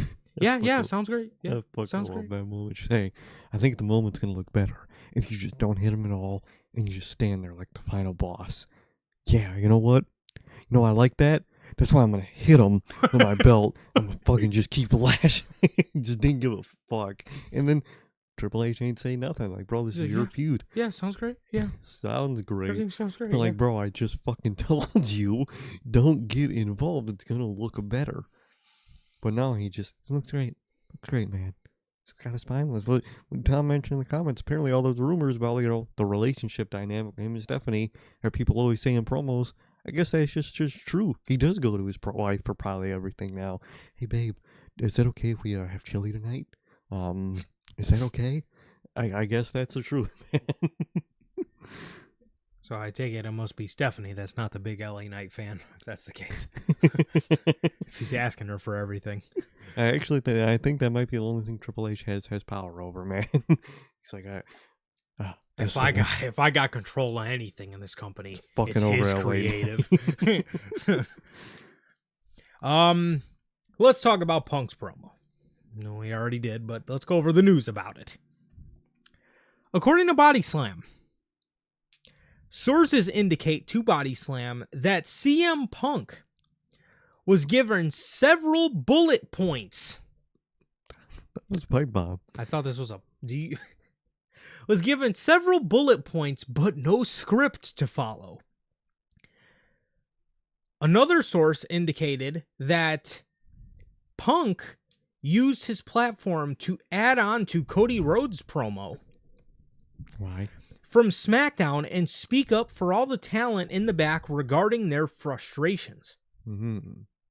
PW Insider reports a completely different thing. They say Punk went off script with his promo on Raw. WWE had a plan for what Punk was going to say, but instead he went out there and cut a different promo from the heart.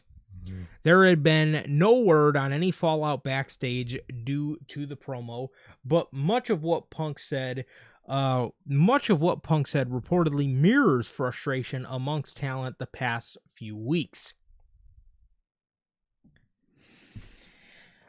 Bro, I'm gonna be honest. Now, completely at first, when I first heard this promo, I thought this was a complete work. Everybody was in cahoots with the shit. The more time moves on and the more things we hear, seems like Triple H was very much sent him out there, very much into this. Obviously, I don't think Triple H is in, with TKO. I don't think he's in cahoots with TKO, but I absolutely think he's in cahoots with Punk and with Cody Rhodes. I don't think these guys are being sent out there to necessarily shoot from the hip. I think maybe the TKO, it may be a shot from the hip, but to Triple H, I absolutely believe he's sending these guys out there to do his dirty work. He's sending CM Punk out there and saying, hey, TKO, they don't know what we do, and they think we gotta show them what we do. We gotta show them this is our fucking house. This is our fucking house right here, and I need you to go out there and say it. You know, I can't say it to them. I might get fired. But you can go out there and say it. He sent them out there to fight his battle for him, dude. Pretty much. And these fans are still eating it up. I've been seeing tweets all week that this is a long-term plan. I legitimately seen this. This is a long-term plan that's going... I can't wait for this. This is a long-term plan that's leading to Team Triple H versus Team Rock in War Games. Team Rock? Yeah. Does Rock have anything to do with this? Well, because Rock's leading the charge at TKO. He is, man. Even though it was already a manual fucking sent Pat out there. How like, stupid. You think if Rock had the availability and the time, I'm sure he would interject himself. He would interject himself in the first place. We would have got The Rock out there if this was The Rock's plan the whole time. They might call The Rock at the end of it and be like, yo, dog, we fucked up. We really need you. Come out for this match, bro. We'll pay you the big bucks. And they'll say it was the plan the whole time. It's never the plan the whole time. If TKO says it was if Triple H, TKO, whatever, if they say that was the plan the whole time, it was not the plan the whole time. They just made it up as they went along, and these fans just believe it. They just believe it, bro. And that's the problem. He sent Punk out there to fight his battle for him. I'm sure he told Punk, you know, I kind of just want you to talk about this, and then just mention, make your Roman feud look good and go out there. I was going to say, I think it's a mix of both. I think they told Punk, go out there and speak from the heart, but mention X, McAfee. Y, and Z. Yep, mention tickets, mention McAfee, mention the prices, but just say what you want to say about it, but I want you to mention these things. That's why in his promo, in the pipe bomb, he went out there and said, you wanted a pipe bomb? Because that's probably what Triple H told him. They wanted the pipe bomb energy out there. Dude, I want our pipe bomb. Yep. Tonight. I want their TKO pipe bomb tonight. That's what they told him. And that's why, and like, I don't know why he would say that out there. That just makes his promo even faker, in my opinion. Yeah, to me, it's like that just reveals you were told to go do this. Yeah, bro, it really does. Like at the end of the pipe bomb, CM Punk didn't drop the mic and say pipe bomb. No, he got his mic cut because he was about to tell a story that he probably shouldn't have. And then he got up and started talking to the camera, and they cut that mic too. So he just left. like, dude, you don't say it if it's actually that thing. They told him they Triple H gave him probably some bullet points and told him to go out there, talk about this. But just, say what you want about it. But, like, I need you to talk about these points out there. I need you to fight for me, man. I can't fight for myself. I'm spineless. And that's what it was. Triple H sent Punk out there to fight his battle for him, man. What's that fucking scene in Shrek, man? Where Lord Farquaad is like, some of you might die. It's a sacrifice I'll make. That's what Triple H told him. You might get fucked over. That's a sacrifice I'm willing to make, man. So I'll go out there and fight my battle for me. Oh, we got Lord Farquaad over there, Triple H. That's a new another one for. We got Lord Farquaad, we got Bald Nazi, Martin Scorsese. He's just racking them up, dude. Zordon. Moron. He's racking them up, dude. This bald moron, bro. He's got a lot, dude. He's got a lot. That is the news on the promos surrounding the Pat McAfee drama, and I'm sure based off tonight, we're going to have some more shit to talk with you guys about on Monday. Oh, Monday will be fun, I'm sure of it for you guys. Jeez. That's going to be the go-home show for Raw, too. I know it's going to suck. Oh, I can't wait. You know it. Oh, yeah. You know that go-home show is going to suck. It's going to be those random bullshit on that show.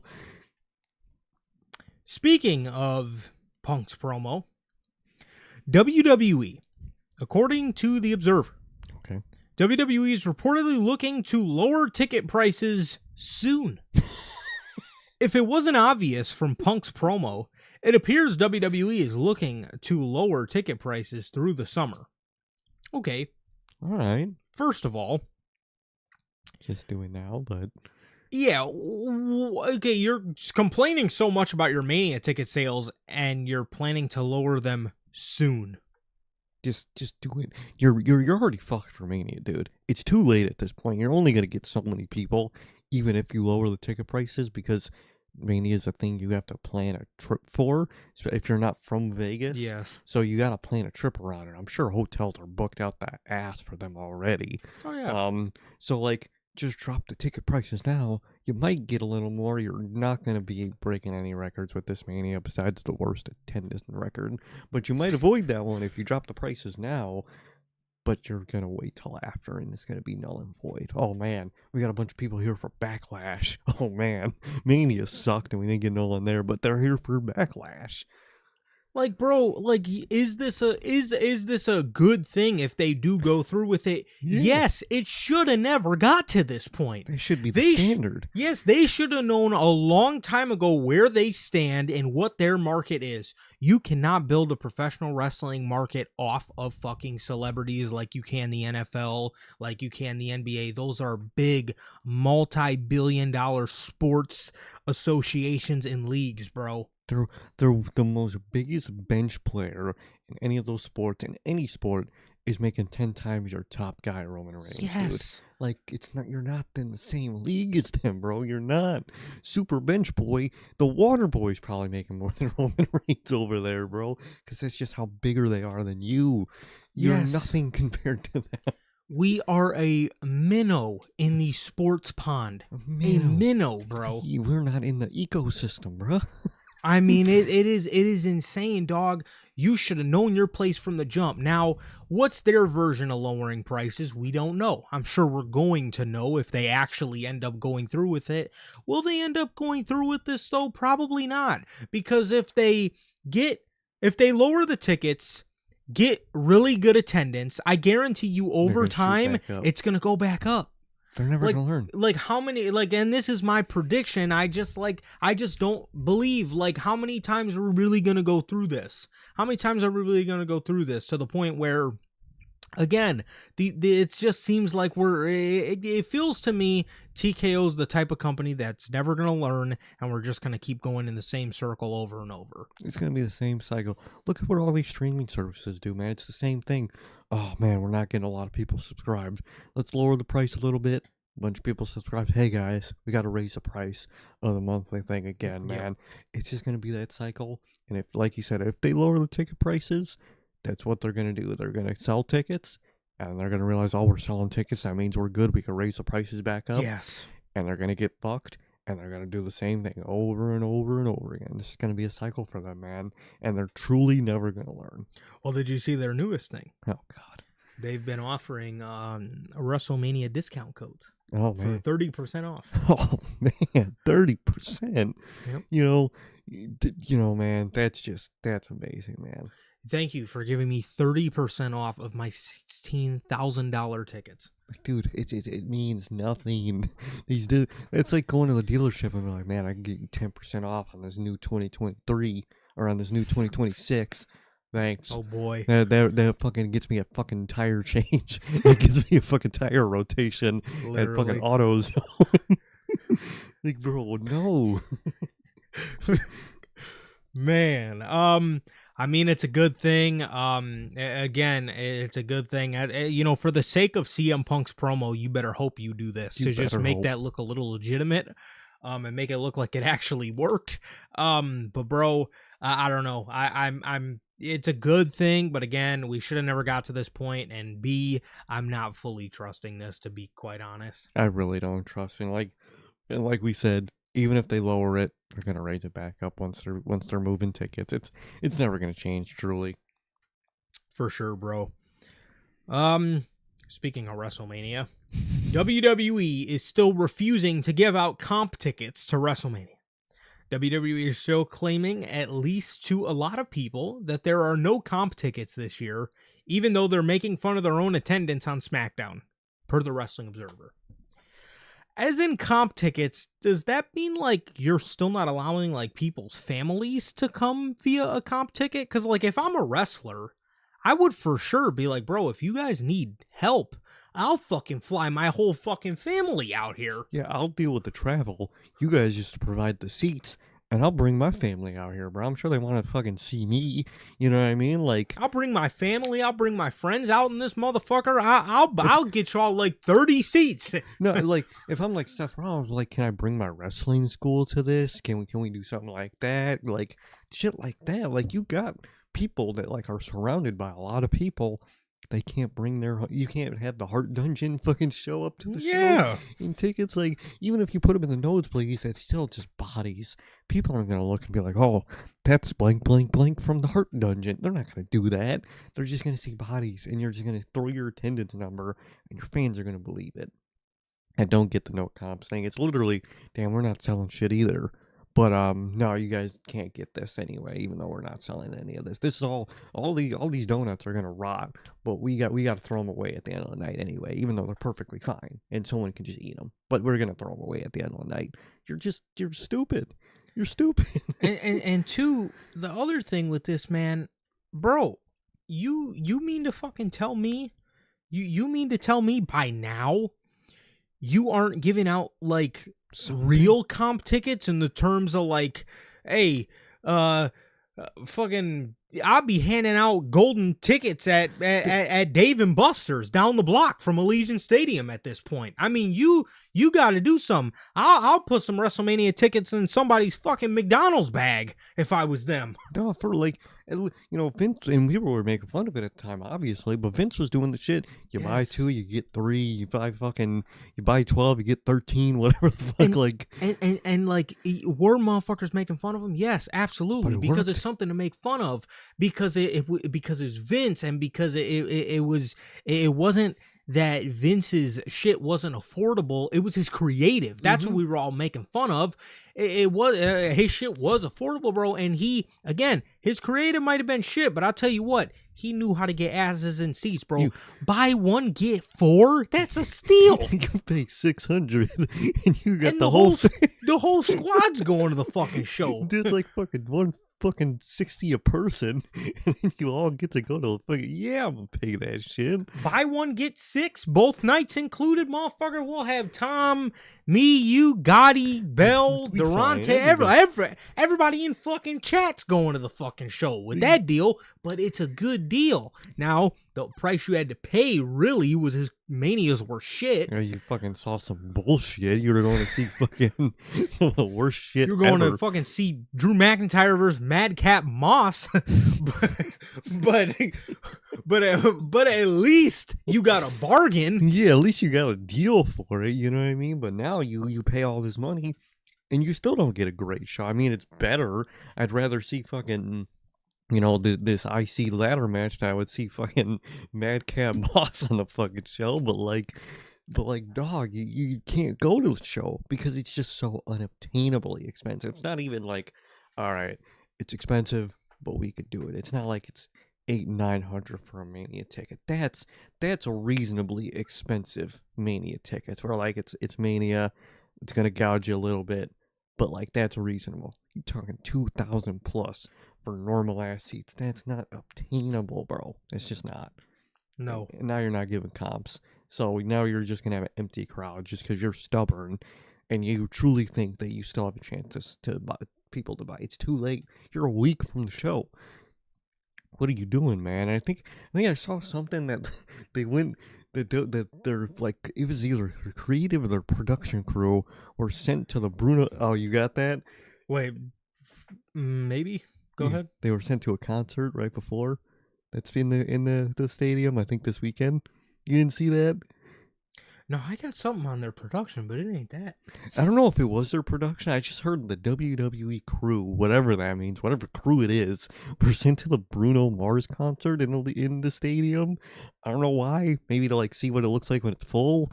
But like, I have no idea why they were sent to that concert. These are probably the same people that did the production last year. I don't know, man. I have no clue, man. What? Who knows? Well, according to Body Slam, the production of WrestleMania 42 set has not begun. We're 8 days out. What do you mean it's not done? Like, I get their shows in the stadium before, but like, you're not like pre-building none of it yet. You Nothing. You don't have nothing but like I remember for like 33, 34, those two especially, there was like 2 weeks straight where you were getting updates on Twitter every day and you're like, yo, this is looking up to be dope, dude. And now they're just gonna be set up big screens, dude. That's all it is, man. We're gonna get a big screen. I could very well see it because And they like, don't want to spend no money. they don't want to spend, and like a big modern describing Mania stage is screens shaped like something. Yep. And that's all it is. It's gonna be a screen shaped like something, and that's it. I seen a tweet the other day. It was captioned "Gone are the days," and it was the Mania 33. Best Mania set ever, dude. I don't give a fuck. 100%. That shit was so high. They built a motherfucking roller coaster for that shit, bro. In a little planet. That was the most expensive one too. That was, and it was worth it, dude, because this shit felt like a Mania, bro. Yes, people still talk about that WrestleMania set, bro. That was such a beautiful.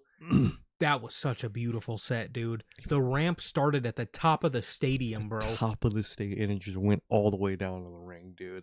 And they had a ring on top of like as the canopy. Man, that was dope, man. 34s was dope. They had the big fucking LED fucking Mardi Gras mask. Yes, like that type of shit is dope, dude. And then we got 35 and 35 was literally just that was the worst. Out the window they went. Just a giant big screen, giant flat, no nothing in it screen, man. It was horrible, man. And I'm sure it's just gonna be screen shaped like something. Like last year's was like kind of like it's shaped like a movie theater type thing. Yeah, it was like a casino. I guess it was trying to like casino. I thought it looked more like one of those like old school movie theaters. Yep. But I mean, it's gonna be screen shaped like something, man. Look at WrestlePalooza. Look at Clash in Paris. I think those two they were cool, but it was just screens shaped like something because that's all they do. Yeah. Yeah. It is, bro. So the set is expected to be revealed by the end of next week on social media. What's that, till the 13th? So what, they get like 5 days to build that shit? So yes, the WrestleMania set will begin on April 13th. Holy shit, dude. So the end of next week is the 17th. So are they dead ass gonna get that crew that built that arena in Saudi? No, for real. Like to build this set? Like, what kind of fucking crew are y'all hiring? That really makes me think we're just gonna get a bare bones ass set this time, dude. I'm scared for it now because like that's such a short window, bro. Like the stuff they could do too, especially like with that like wasteland. Oh, they could do so much shit. They could do like I'm talking like you could do like Vegas monuments that are like apocalyptic. Yes, you know what I mean, bro. like the Statue of Liberty or the Eiffel Tower. It's like cracked and maybe like bent or something. You could have like like one of how buildings look when they're blown out, like half a wall sitting there. You could do so much cool shit. They're gonna do nothing of that, man. They're good. Oh, I feel like it's mainly gonna be that blue like cyber theme too. I think so. Or it's gonna be a set. Like the set is gonna be what it is, and they're just gonna change the colors on each night. That's all they're gonna do, man. Because that's what they did last year. Speaking of them, this is a random offshoot, dude. But in 2K, bro, why can you not select night and day for WrestleMania? For WrestleMania, for the last year's WrestleMania. I hate that. Makes no sense because Allegiant Stadium, I believe, has a clear top. Yeah, so like, why can't I select the nighttime or the daytime? Because that's the thing. I want with WrestleMania, I either want broad ass daylight or a black or like pitch black around the arena because that's like the lure for Mania. Mm-hmm. You know what I mean? I just don't like the enclosed arenas for Mania. I don't. Yeah. It misses the vibe so much. Oh, for sure.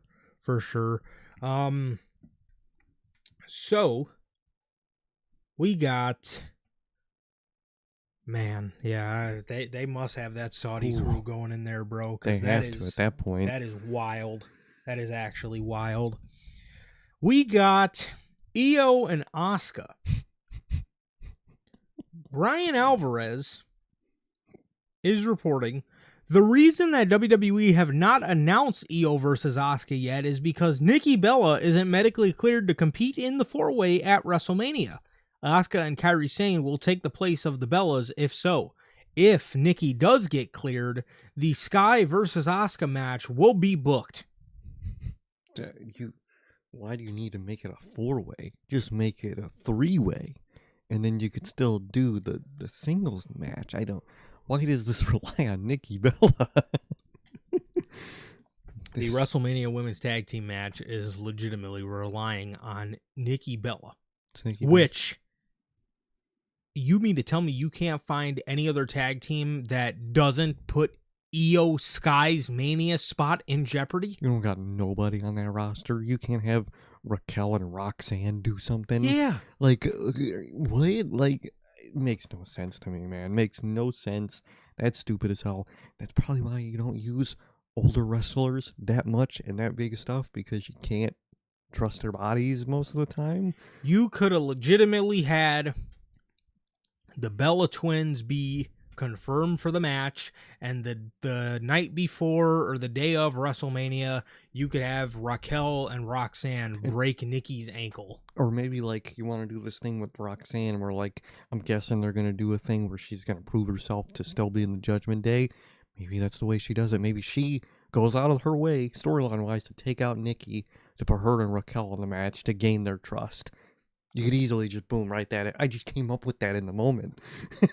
Literally, dude. Like it's not you that can't, hard. You can't try to tell me this shit is this hard, bro. You can't. And I think Triple H said something like that at Cody's fucking podcast, where like people, it's not as easy as you think to book the show. If I just came up with that on the fly like that, they don't got a match. Roxanne, Raquel, they don't got a match.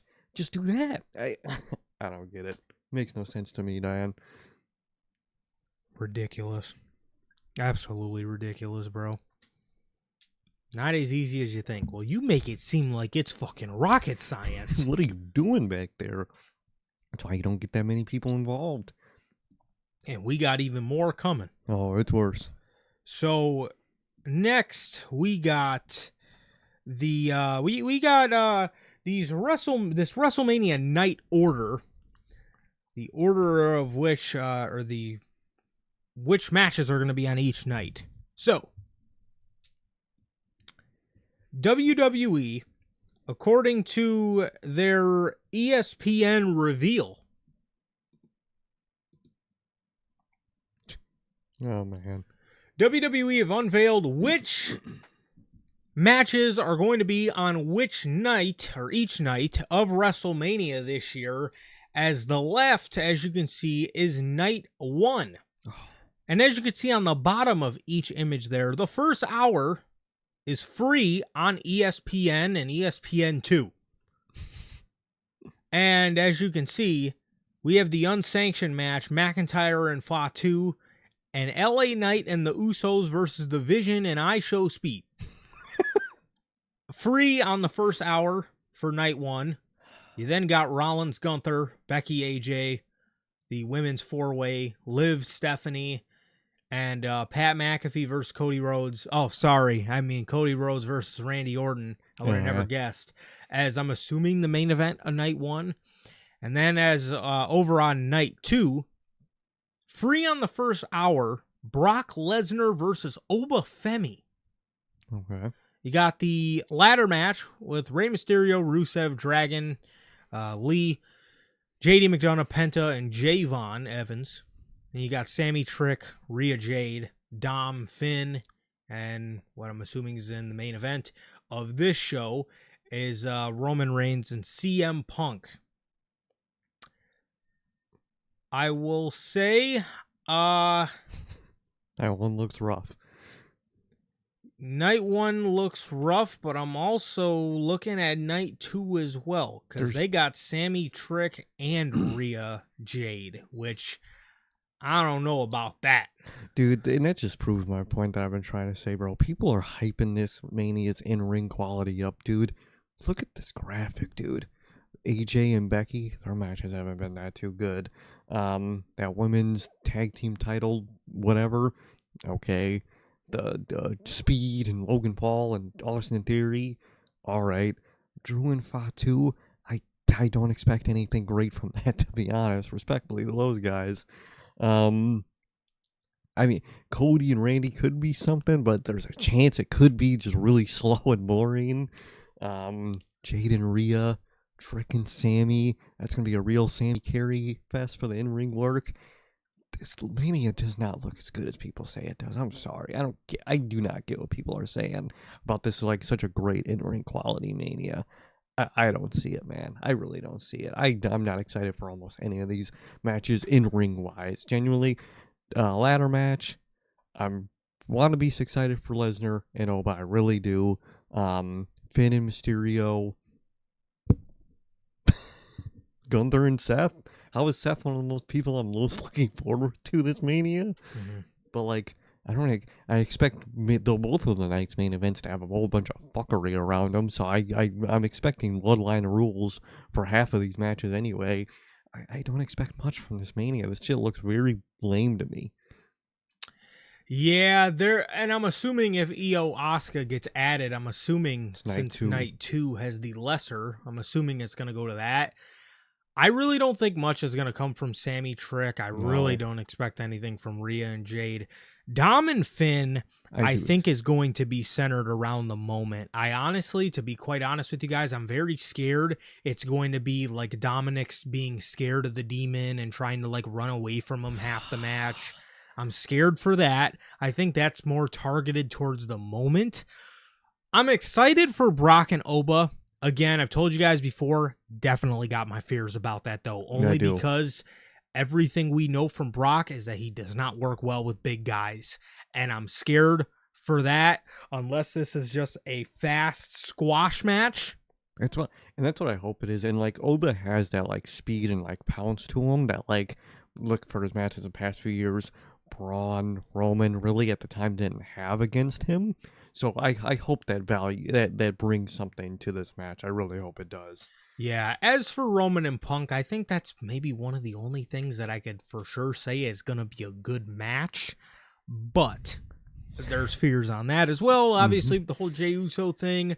If they keep it clean, it could be real good. I think there's no way that's obviously not a good match. Yeah, exactly. They just have to keep it clean.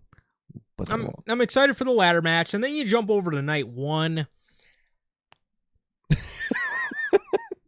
It's funny enough, the two in-ring matches I think I expect the best from are Liv and Stephanie, which is a wild thing to say, and Seth and Gunther. Genuinely, I think I expect the best from those two matches specifically.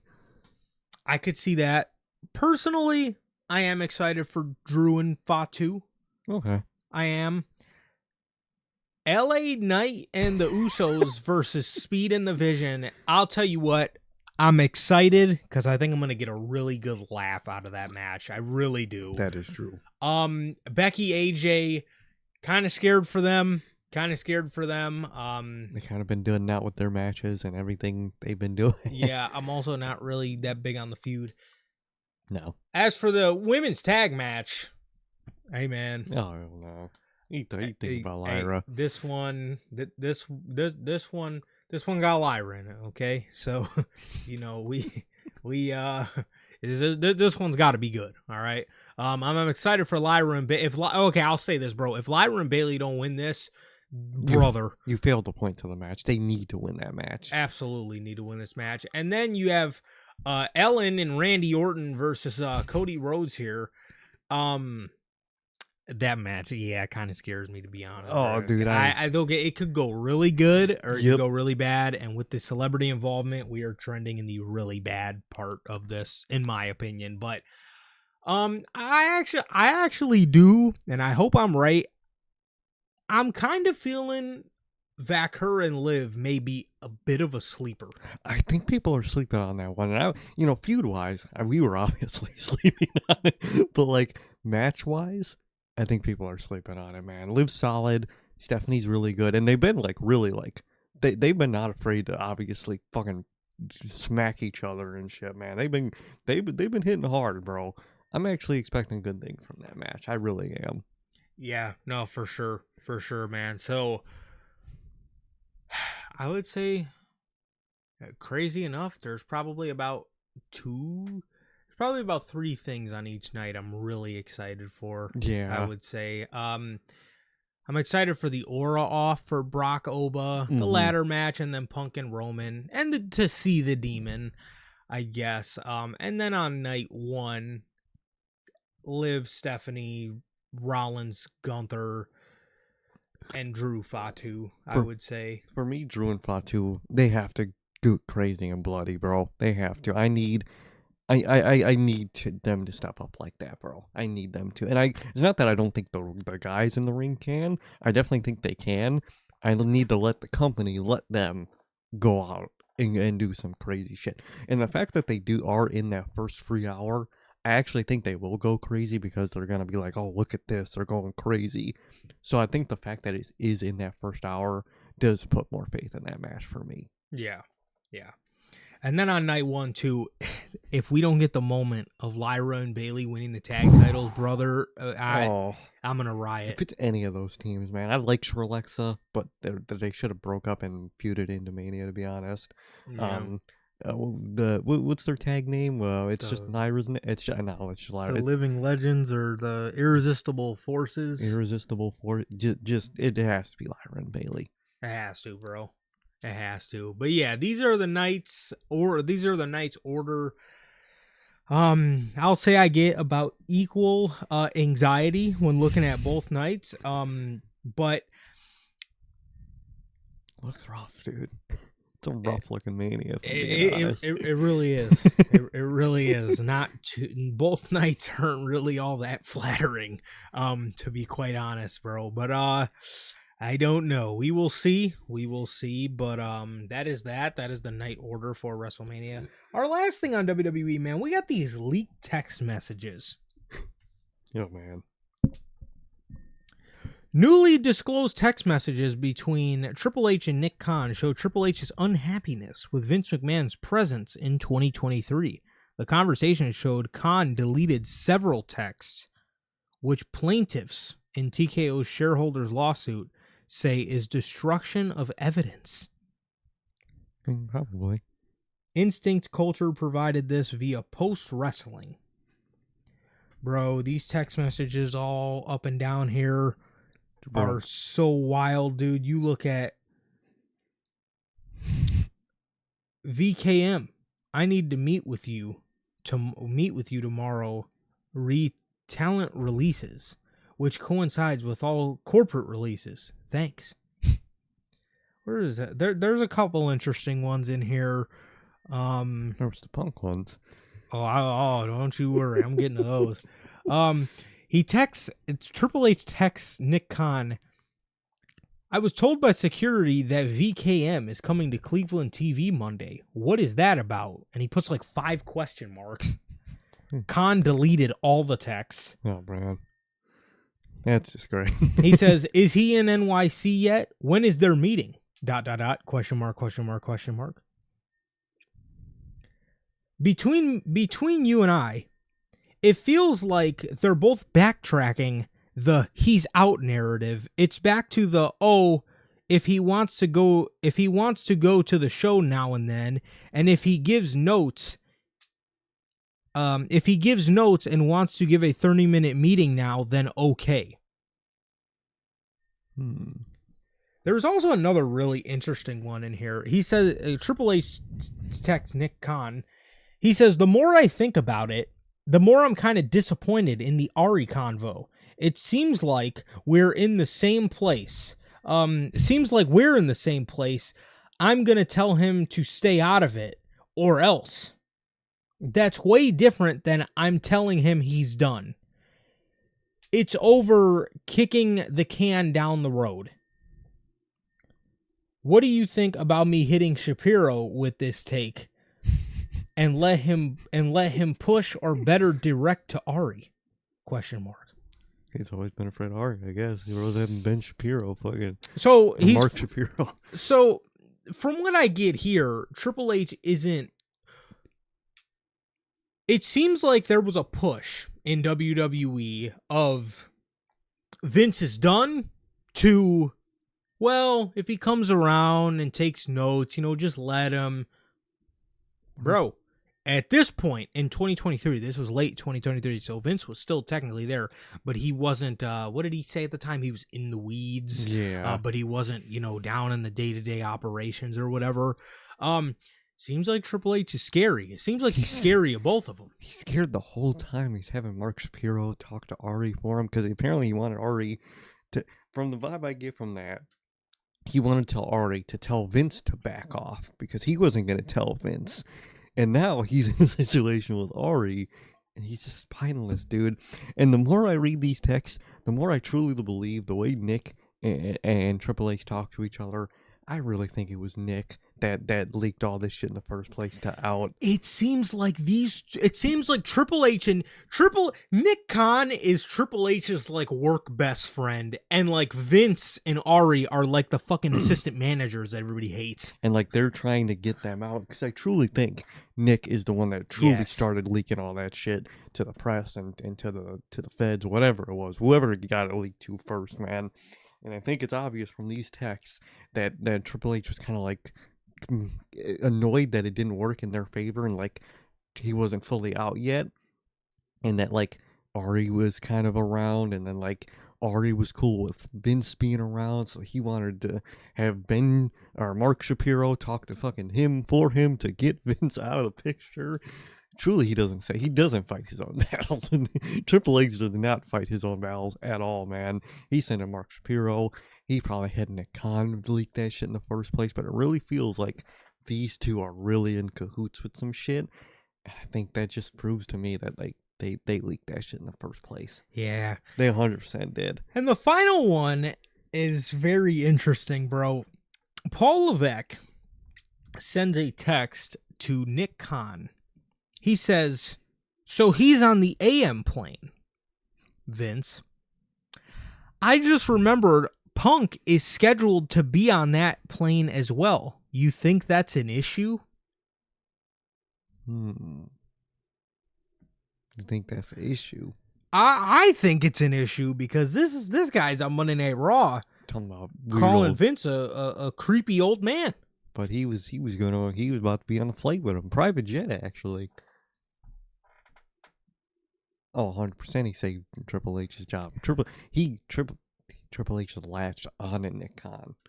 Yes, and it's probably because Nick Khan probably knows what Vince was doing, and he probably also understands that Triple H is a better booker than I would Vince. say at his core he is. I think so. Now again, we probably look a little silly because of everything Triple H did to his reputation, but like I said, Triple H's biggest sins is he's boring and repetitive.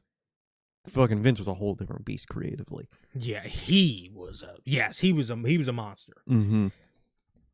CM Punk seems like that time in the gym wasn't the only time he spent with Vince McMahon. It seems like they shared a private jet together, which is fucking wild, bro. This is wild, man, because I thought, Roman liked working for the weird old man, but you're on a private jet. What were you talking about?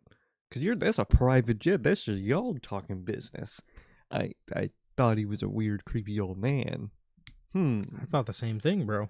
Oh, Phil. Very interesting, bro. But yeah, this was really interesting, and I really wanted to bring this up because I think it really sheds a lot of light on who Triple H confides in upper brass in this company. Because again, it really seems like Nick Khan is like his real ass boy. Like that's like these two are boys, and that's like his work buddy.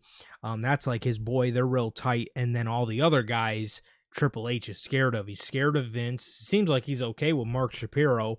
He needs Shapiro to talk to Ari for him, because he can't do it himself. I don't know what he's so scared for, bro. They need you more than you need them. I hope you know that, because you could go to AEW, like, not to be that guy. You could go to AEW, and I tell you, Tony Khan's matchmaking ability with Triple H's ability to tell a story is that would be unmatched. And just so you know, WWE more than likely would be doomed without Triple H. And it's not because Triple H is lighting the world on fire right now. It's because whoever, Sir K said this earlier, it's because whoever they bring in there is going to be 10 times as dumb as Triple H is. They're going to be focused. TKO is going to want somebody that probably has no idea what they're doing.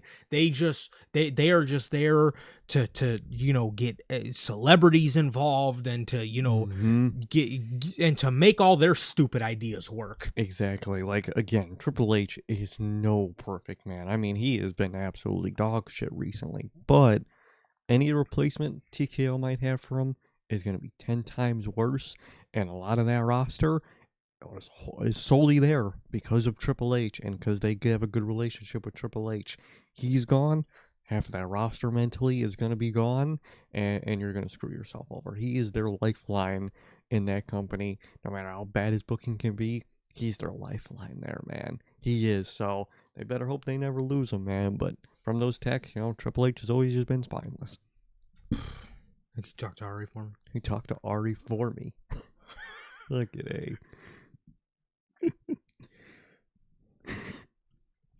Jeez. All right, man. We got that's everything for WWE today, man. That's everything for WWE. I know it was a lot, man. It's definitely a lot around this time of year with all the ridiculousness that's been going on, all the chicanery.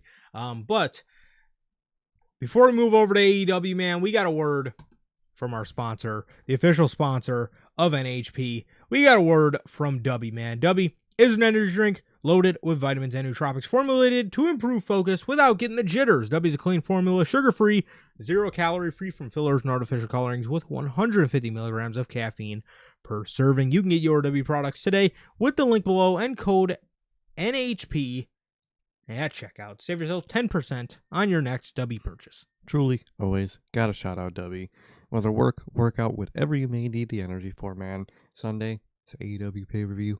You guys know how those things go, man. If you want to be up for that pay-per-view and be up past midnight with us talking about it, get yourself some W, man. It'll keep you awake. Won't have the jitters. You'll be focused, and it'll taste good all at the same time. Truly, always.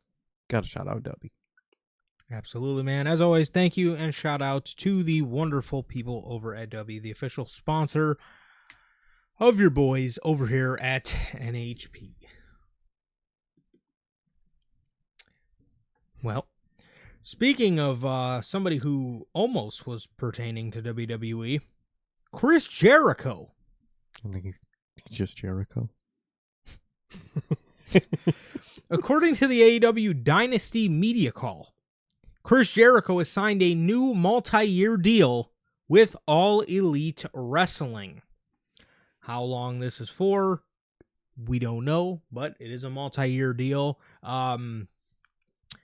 Happy for Chris. I'm happy that Chris is somewhere he wants to be. I'm a little confused as to what they're going to continue to do with Chris. But at the end of the day, I don't blame him for not going back to WWE. Especially with this all these rumors that they only really want him to, do a retirement run or whatever. Basically what you're saying is you want to hire Chris Jericho and feed him to Gunther. Essentially, that's what it is. I don't blame him creatively and even personally for sticking with AEW, man, because that creative just sounded bad. And he likes to do all his outside projects that they would have blocked at the end of the day. So I get it from Jericho, man. The thing I'm concerned about, man, is he's done everything in that company. There's not much left to him to do in AEW, for people to face, for things to do. Very scared creatively for him in AEW in the long run, man. No, 100%, 100%. But yeah, I mean, WWE, it seems like they got a bad problem. They done made Rey Mysterio fake an injury, bro. So Gunther, Ray is goated for that. So Gunther, man, my knee. What are the fucking odds he comes back 2 weeks before WrestleMania, bro? As soon as Gunther gets a match, he's like, all right, I'm back. I'm good. I'm okay. My doctor said I'm all right. Bro was capping the whole time, man. He did not want to fucking retire. I don't blame him. Because, why would you do that creatively? No, 100%. 100%, dude. And speaking of contract situations, according to Fightful, Thunder Rosa is planned to be offered a CMLL and AEW dual contract, which since then on one of the latest CMLL shows was offered to her. So she is official now.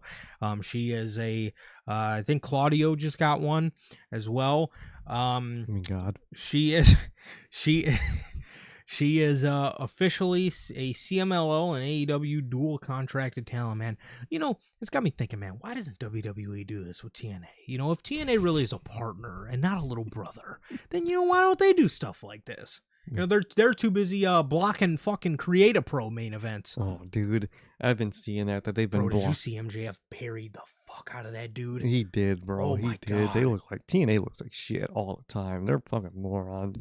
That might be one of the dumbest ran companies I've ever seen in my life, bro. From all the eras they went through, all the dumb shit they done did. And Scott D'Amore had them on a track, bro. They were moving good with Scott, and then they got rid of him like morons. It seems like Scott had a little bit more of a backbone. I mean, they just brought some cuck in there. Yeah, he just lets WWE do whatever. And like, is it TNA blocking these, or is it WWE saying like, oh, that's an AEW guy in that show? You can't do it. Come on, bro. Come on, this shit's just... Oh my God. I hate this company. But you know what? I gotta see. Yeah, I gotta let y'all know about this. So, this is a random side thing, but we just saw this, bro. WWE is selling the Obafemi replica beads necklace. Cool. That's cool, bro. The center bead has a fucking logo with the WWE logo and Obafemi's fucking Tron name on it. What is the point? They got his logo. They got his logo on it. And like, if it's one of the ones in the back that like sits on your neck, all right, okay, brand it. That's the center bead, bro. The one in the center that people are gonna. That's so sad, dude. I hate this fucking company, dude. I'm so glad they never sold the Ulafala. They would have done that shit and killed it. They would 100% put the little Roman logo and put like the your tribal chief. Oh yeah, some cringy ass shit like that, man. But yeah. You were talking about TNA being the dumbest ran company you've ever seen. They are the dumbest ran company. They at one point they changed their fucking name completely. They changed it 4 times technically. It was TNA. It was Impact. Then it was fucking what was it? What was it? Anthem Sports. Anthem. Then it was Global Force. Global Force Wrestling. And then they changed it back to Impact. Then they changed it back to TNA. Dude, they're the biggest morons I've ever met. And the reason to change it back to TNA, I believe, was a Scott D'Amore call. He changed it because he felt that was their identity. It was TNA. And all these other names were like bullshit, pretty much. Because Impact, when they first moved to Impact, they were doing good. That's the era they had like the broken Matt Hardy stuff, and they had Decay and shit. Then they fucked it all up, and they fucking had their power shut off in the middle of their shows. And like they're just the saddest company ever, dude. They're such a little brother sad ass company, and they think they're something, and they're not. I saw a tweet, and it's very true. TNA is what WWE thinks AEW is, bro. They're the little shit ran company that don't know what they're doing. That's TNA, bro. They never know what they're doing. They're blocking people. It's horrible, man. They pulled a main event of MJF versus Nick Nemeth because MJF's the AEW World Champion, bro, and MJF buried the shit out of Carlos Silva, dude. Oh my God. He buried them and their shit pay towards their talent, and you know what good does it do for professional wrestling to fuck up a show that's create a pro show that's not even yours. And I can see why MJF is upset, because he probably wanted to put on a good show for Create a Pro. He's from there. Yeah. He trained there. He wants to give back to them. Now that he's big and he's the big AEW champion, he wants to get back to them, and they done fucked it up, dude. Which is ran by Brian Myers or Kurt Hawkins, and he basically had to put out a thing on social media saying like, hey, like if you guys have a problem, like, you know, with the change of the card, like refunds are available. You know how many people probably was like, oh, I'm going to refund my ticket now because I was wanting to see MJF versus Dolph Ziggler. Yeah. And now you get Dolph Ziggler versus Bear Bronson. Bear Bronson, brother. So this is like, what, like, that's so shitty undefeated, and I believe Brian Myers isn't he in TNA? I think he also is in TNA, and it's sad, dude. And like, I think that's the whole reason they fired Scott was because he was getting people and like paying them too much for their parent company alike, so they got rid of him. And look at him now. Like, You're gonna get the fuck out of my face. Like, bro, TNA could have been such a cool spot, and they just had to work with WWE, bro. And again, everything since then is just I mean, man, it's just like these companies got to learn to stop working with these big companies, whether it's New Japan and AEW, TNA and WWE. And squeeze you dry, or they're just gonna buy you. Look at Evolve. Now we got like anime people. We got Chaz Starboy Hall hanging out on Evolve. Now Evolve, once upon a time, was a cool place. It was a cool, legitimate little place. And now it's nothing. Now from what I've seen, it's kind of more like not a game show, but like a Tough Enough thing. Like, I guess. I think that's what that VIP lounge is. It's like someone who's like safe on it. Dude, it's like they're playing fucking Survivor. This isn't fucking WWE. This isn't a wrestling. They turned Evolve into like Survivor. It's fucking weird. And like TNA, they're either gonna get squeezed up and ditched, or squeezed up, bought, and shut down, dude. And if it's shut down, that's really going to be sad for their legacy, man. Because Scott D'Amore had them on such a good route. They were working with Maple Leaf Pro, and all that stopped. All that stopped, man. And now Maple Leaf I think is actually working technically with Tony Khan with ROH now. I think they're like an ROH partner now. I think so. So like, you lost them. They went to your competition because you're morons, dude. TNA is such a sad ass little brother company. I love shitting on them, dude. I love it. You done lost Scott D'Amore, and now that man is working with AEW, with Maple Leaf Pro. Come on, bro. Bro, this close for Morrow to be on commentary, man. This close, man. Let's go, bro. I need it, man. Come on, Tony. Just get Morrow, bro. Do the thing, bro. We already know you're an NXT mark. You into the fucking Ciampa Gargano turn with Mark Briscoe and Ciampa. And I know they're doing that Roderick Strong turn. He's going to join the fucking... The dogs. I know he is, dude. I know they're going to do that. He's watching NXT. He is. Get Morrow, dude. Get Morrow. Please, bro. No, man, but... yeah, I mean that is such a cuck ran company, man. It is ridiculous. And again, Scott D'Amore did so good for TNA, bro. He was cooking his ass off, bro, and they just had to go and fuck it all up, man. But it sucks. It really does suck, man. Things had to go down like that. But I mean, props to MJF for calling him out, bro. Good for him. MJF for calling him out. Scott D'Amore did everything he could for that brand, and they just got rid of him. And the problem was he wanted to do more, and they fucking fired him. Yep, the vision was too big for them, I guess, and they fired him. Get out of here, dog. Get the fuck out of here with that. You think Triple H runs the company, man? They just let people do whatever. And that's the thing with TNA that's unfortunate, bro. They got good people. They got good people. Like, you got Mike Santana over there. They're about to get... Not anymore. Did you get the thing from I sent you with Mike Santana? His contract's coming up soon, and WWE's looking at him. Oh, shoot. Which is very good for me. I love Mike Santana. He's everything they think fucking Damian Priest is, so I hope they get him. It sounds good, though. I like that. Yes, according to PW Insider... The reigning TNA World Champions contract is set to expire this summer. Look at that, man. Let's get it. Let's get Mike. Let's get Santana. I like that. And like Carol says too, Leon Slater, he's gone basically. He's basically going to be Javon's Evans tag partner in fucking few months. That's why Triple H ain't using him. He thinks Javon is a tag team guy. He probably does, bro. Leon Slater's probably going to come in and help Javon against the New Day. He probably is, dude. Oh, I didn't even think about that, dude. No, but yeah, bro. Santana coming to WWE, I think is they're probably gonna throw him in NXT. Which, to be fair, NXT does need a guy like him, so I'll actually take it for now. Yeah, dude, their fucking champion was Joe Henry. Joe Henry, bro. Goodness sake. No, man. They got a lot of good people over there. I just seen, don't laugh, they're about to get EC3 back. Seems like they're going to bring back the old EC3.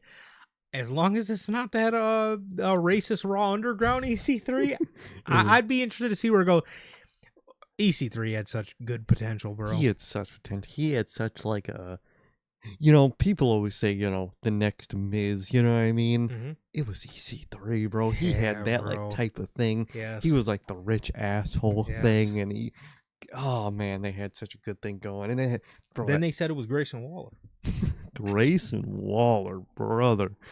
Oh man, he's not. He's going viral. He's the next fucking Curtis Axel or something. I don't know what he is, man. But next Michael McGillicuddy. But EC3 was Motherfucker was the next Lucky Cannon. And that EC3 CFO song, bro. That shit was two flames, man. But I hope EC3 works out. I always liked EC3. It was unfortunate he had that whole racist Raw Underground thing with fucking that piece of shit Fandango or whatever they fucking were saying at the time. Some of the worst, that Control Your Narrative, some of the worst shit I've ever seen in my life, dude. You talking about the dirty degenerate scumbag? The piece of shit degenerate scumbag. What a way to dango. What a way to promote your new guy, man. This fucking piece of shit right here, man. Piece of shit degenerate scumbag, and the rest of the bio's nuts. That's just crazy, man. You had fucking Braun Strowman as the key part. Adam Scherr. You had fucking Karrion Kross at his worst. Oh man, that shit was horrible, man. What a trio to lead a company, man. EC3, Braun, and Karrion Kross, brother. But I hope EC3 works out, man. I'm sure they're just a little brother WWE. I'm sure that's like a stepping stone. So that'd be cool, man. Literally, the only people that I could really take serious are the people that don't want to be involved in the WWE stuff. Ali. Fucking Nick Nemeth, like all those guys, dude, are the only ones that you could really respect out of them. Ryan Nemeth. Yeah, I don't know. He kind of he's there to avoid AEW still. He's dead ass there as a favor hire, bro. Oh yeah. Yeah, it really is unfortunate what happened to TNA, man. It really, really is, bro. Man. Anyways, yes. Moral of the story, Thunder Rosa has a dual contract with CMLL and with AEW, so very good for her. Also, too, Catalina. La Catalina is set to leave CMLL, as it seems like she is AAA bound. If you do not know who Catalina is, she was in WWE with a mask back in 2019. And then, do you remember that masked NXT luchador? I think I do. Yes, people were calling her the female Sin Cara. Oh, that's not a good thing. Catalina looks like she is also headed to AAA. So she's the female Mystico now. Yep. And then, I'll fuck with that. There you go. I don't know about the female Sin Cara. The female Mystico? I think she teamed with Sin Cara on like the main roster against Andrade and Zelina Vega. Do you remember that? It was like in that like pre-COVID 2020 abyss coming out of 2019. Weren't they like a part of the Lucha House Party? Were they a part of that group? I don't think so. I can show you a picture. I'll probably recognize her from a picture, but I think I know like Yeah, I remember. Yeah, I remember her, man. So yeah, she was in like the early NXT 2.0, but then they let her go. We got like Catalina Crunch coming in, man, and probably making her way to AAA to make her way to WWE. So that's cool for her. Yeah, and she is very good, man. She's very good. And I hear she's really good in CMLL. The only thing with her, the first time in WWE, bros, they put her under a mask. Nobody under Vince other than Rey Mysterio succeeded in a mask. No, you literally couldn't under Vince, man. So I hope everything works out for her. Yes, and she was a fucking friend of Sin Cara. Oh, fuck. Me Mystico. Yeah. Mystico. Wait, I don't actually think it was that. Oh, was it the bad Sin Cara? No, the bad Sin Cara is Mystico. Really? I always forget that. Because he couldn't speak English. So he didn't know. Because that was the whole thing with him, they said, is the language barrier. He couldn't fucking understand anybody, so he's fucking up all the time. Clothesline. He just doesn't move. Clothesline me, and he fucking somersaults above my head. What the hell? It's fucking hilarious, dude. Yeah, but the dude with the little wing tat is the good Sin Cara, even though he fucking sucked too. Oh, okay. He was the one that WWE pushed for a week because he had like a shoe locker or a Foot Locker deal. Shoe locker. Mark Quinn. Oh god. Oh my god, I don't know who's worse, him or these guys are Wardlow at this point. You're doomed at that point. Like, yeah, we'll read the story first. It was implied by Fightful. Fightful says it was implied that Mark Quinn sustained a tear of some sort by an AEW source, with another claiming he's going to miss some significant time. Dude. Well, it's going to sound really bad and really harsh, but like for Tony Khan, what point do you just let these guys go? Yeah. When you're that injury prone, I know it sounds like a terrible thing to do, but like, you just have to at that point. You're not. These guys are fucking hurt more than they're active. When they're hurt like that much, like look at Tegan Knox, man. You just gotta let talent like that go. Yep. It sounds harsh, but that's just the truth. Like at the end of the day, man, you're just hurt. Like you're hurt. You can't do it. Exactly, man. It's like you're hurt more than you're active. At some point, I mean, bro, it's the same thing with Wardlow, Adam Cole, fucking Private Party. Every time, half the time, Private Party's in the news. Either they're not on television, or they're hurt, and not on television. And why do you think, like, it probably hurt Adam Cole so much to go out there and, like, basically give, like, a retirement promo? Because he could probably do the thing where he, gets healed, comes back, probably gets injured, and he's in that cycle. It's probably a choice for Adam Cole overall to retire now, because he knows that that's the cycle he's going to be in. Yes, you know what I mean? And like, you don't want to be in that, like, and especially, like, not even for your career, but, like, for you as a person. You don't have to half your life spent in rehab. Like, Adam Cole, when he come into AEW 5 years ago in 2021, 6 years ago or whatever. Yeah, 5 years ago, bro.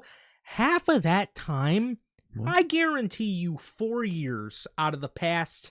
or 3 years out of the past 5 have been spent in rehab facilities. You don't want to do that, dude. You don't want to spend all of your time working for something that you're just going to get injured again, man. Once you're in that cycle, Adam Cole did the best thing possible. He just essentially just retired because he knew, and like, that's probably what happened with Big E. I'm sure Big E probably could have had something, but like, why risk it, man? Might as well just embrace the retirement at this point. And for Tony Khan, when it comes to certain people, you just gotta let them go, man. Like, that's just how it is, bro. Mm-hmm. Speaking of concussions, bro, I forgot to mention too. Liv Morgan and Roxanne were placed into concussion protocol, but seems like everything's okay. It seems like they're fine. Like, they were at the show. Liv's bump went down completely, where it's just a little bruise now. So I'm sure it'll be fine, to be honest. I think we would hear about them scrambling for a backup plan if they needed to get to it. Yep. Then we would see Ice Spice. Oh, we would see Ice Spice with Raquel Rodriguez. Yeah, I was yep. And then it was going to be a big swerve, and then at Mania it was going to reveal that Ice Spice and Raquel had been attacked by fucking Sabrina Carpenter. And, she was going to come out there and take, get the world championship match, for eyes. I might not oppose that one, man, but, I got a good idea. Oh, no. I'm not going to say it. Oh, no. I would have had a great backup plan for Stephanie Becker. But she's unfortunately already Lyra for a match. Yeah. That was my idea. No way. Not Lyra. Yeah. Just the future, bro. She is the future, man. She is. If you're Triple H and Cody Rhodes booking it, maybe 15 years in the future, but I do got a legitimate plan. I'll tell you what, if Liv would have went down, you fucking have Stephanie call an open challenge, and you call up fucking Mrs. Blake Monroe. Oh yeah, up at WrestleMania. That's what you do. I would have done that shit instantly, man. And like, fuck that Varsity Project or whatever. She's a Vanity Project. You don't want the Vanity? You want the new Undisputed, dude? Stop that. It's so disrespectful, man. Undisputed Era. Undisputed, the Vanity Project. Get the fuck out of here, man. But like, I get she wanted to be down there and she asked for it. You're the boss. Tell her no. No. We need you on the main roster. I don't care. Yes. You've been on television with AEW. You know how the TV works. You're on Raw. You're on SmackDown. I don't give a fuck about NXT. Dude. No. Get the fuck out of here. Yeah, no, she's getting straight shotted to the main roster, bro. 100%. Quinn is injured again. What do you do, dude? What the? What do you do? Who do I know in Riverdale, California? Riverdale. Hey, what is that? Fucking Waka Flocka calling you? I don't know. I think he's from Riverdale. I know he says it in fucking in one of his songs. I'm assuming he's from there. Block and report spam. There we go. That's Last some time. important ass shit. Let's see. We got speaking of some good injury news, Austin Gunn. Billy Gunn, via Signed by Superstars, revealed that Colton Gunn was cleared this week to return to the ring. Good. That's good. I mean, as soon as the Guns came back, he got hurt. So hopefully that cycle doesn't continue with them. Yeah, hopefully we get another tag team in the mix with the Guns coming back, and hopefully sooner rather than later we get Switchblade back. So I can only fucking hope. It's almost been a year. I think it's actually been a year at this point. It has. But hopefully we can get the whole Bang Bang Gang back in the mix of things, and everybody can, we can get this feud with the Dogs underway, because I think a lot of people want to see that. I think a lot of people do. I want to see that. I think it's going to go well, and I really hope they can make it back. I started to really like the Guns once they did return. I think they found their groove, and I really hope we see them again, dude. I like them. Yeah. No, for sure. It took a lot for them to grow on me, but it did. We have found the days. We have. Lance Loser, Paul Wall. Paul Wall. Hey. Paul Wall. According to the Observer, just gotta get him the grill. Lance Loser's AEW contract expires in July. Thank Tony, God. If you re-sign this nothing burger ass dude, come on, you can't re-sign this one. You let him go, Tony. Let him walk. Let him go to where the rejects go. MLW, whatever, dude. TNA, whatever. Let him go. He is not worth anything to you, man. He is Lance Loser. Bro, this dude is 49 years old and is a useless body in the Don Callis family, bro. Get this dude out of here, bro. And honestly, it's because Tony loves the Don Callis family and they love their strength in numbers bullshit. I could see him re-signing him just based off the fact that he's a Don Callis family guy. That and the fact that he's kind of like an OG in the company. Yes. I think he will get re-signed, but he should not. He just let him go, dude. Let him walk. Yeah, he for certain needs to be fired. Oh, 100%. Or let go. Just let go. Not re-signed. 100%. Will Ospreay. Never gonna learn, man. They never do. According to the Observer, Will Ospreay is expected to wrestle more frequently in New Japan going forward. Let's have our injury-ridden top guy also wrestle somewhere else. What are you doing, bro? Why in the blue hell would you have Will Ospreay fresh off neck surgery for his neck horsing around doing some chicanery, some bullshit in New Japan? What is he? Who is he going? Yes, he has ties with the Undisputed Empire, the United Empire. He has ties with Callum Newman. Great. Have them show up in AEW. Like what you did last week on AEW was cool enough. It was cool. Have United Empire occasionally show up to help Will Ospreay. Fine. Cool. Do your thing. It makes sense. Bro, why is this dude? Why would you ever think about having him wrestle frequently in New Japan? Why are you giving him one of your 4 top guys? I get Tony Khan's in this mentality of like dual contracts and wanting to like give back to New Japan for essentially squeezing him dry. I do get that, but like, don't send Will Ospreay there. He's too much of a big name to send back over there, bro. At this point, you might as well just send Okada back there. You might as well. You could send people, bro. Don't send Will Ospreay back from injury. One of your top 4 guys, top 3 guys, dude. Do not send him over there, bro. That is just bad. That is just dumb. Send the young guys over there. Send Andrade. Well, Andrade's not really young. Send Fletcher. Send Mark fucking Davis. Send Speedball and Kevin Knight. You could have sent Will on his journey to the World Championship, and to not interfere, you could have sent Fletcher to New Japan for a little bit, prove himself over there, come back, be in the world title picture with Will. Could have easily done that shit. And Will could have been like, damn, you could have challenged me while I was in my journey, but you ran off. You know what I mean? You had some cool shit in there, and you didn't do that. You put Fletcher on Collision, and look where that got you. And what happened to Fletcher on Collision? Well, man. Fletcher, man. Kyle Fletcher. Out of all the people. Fightful is reporting. TNT champion Kyle Fletcher has reportedly suffered a meniscus injury plus additional injuries. He is expected to be out of action for a while as a result. Damn. That sucks, dude. When you're up, sucks. He was having a great reign with Pinky. Is that what he called the title, Pinky? Mm-hmm. Hey, you like the pink, man. I'm not going to continue further. Actually, I was gonna, but please stop. I actually will stop this time, man. But Fletcher, man, that's like the worst timing injury for a person, man. Fletcher is up and coming. He was going to face Will Ospreay for the world title at some point this year, bro.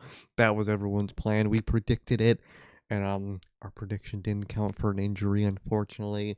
I think that's going to fuck up our 2026 prediction, man. That really sucks, man. But when he comes back, he better not be nowhere near that mid-card title scene. He better go straight into that world title scene.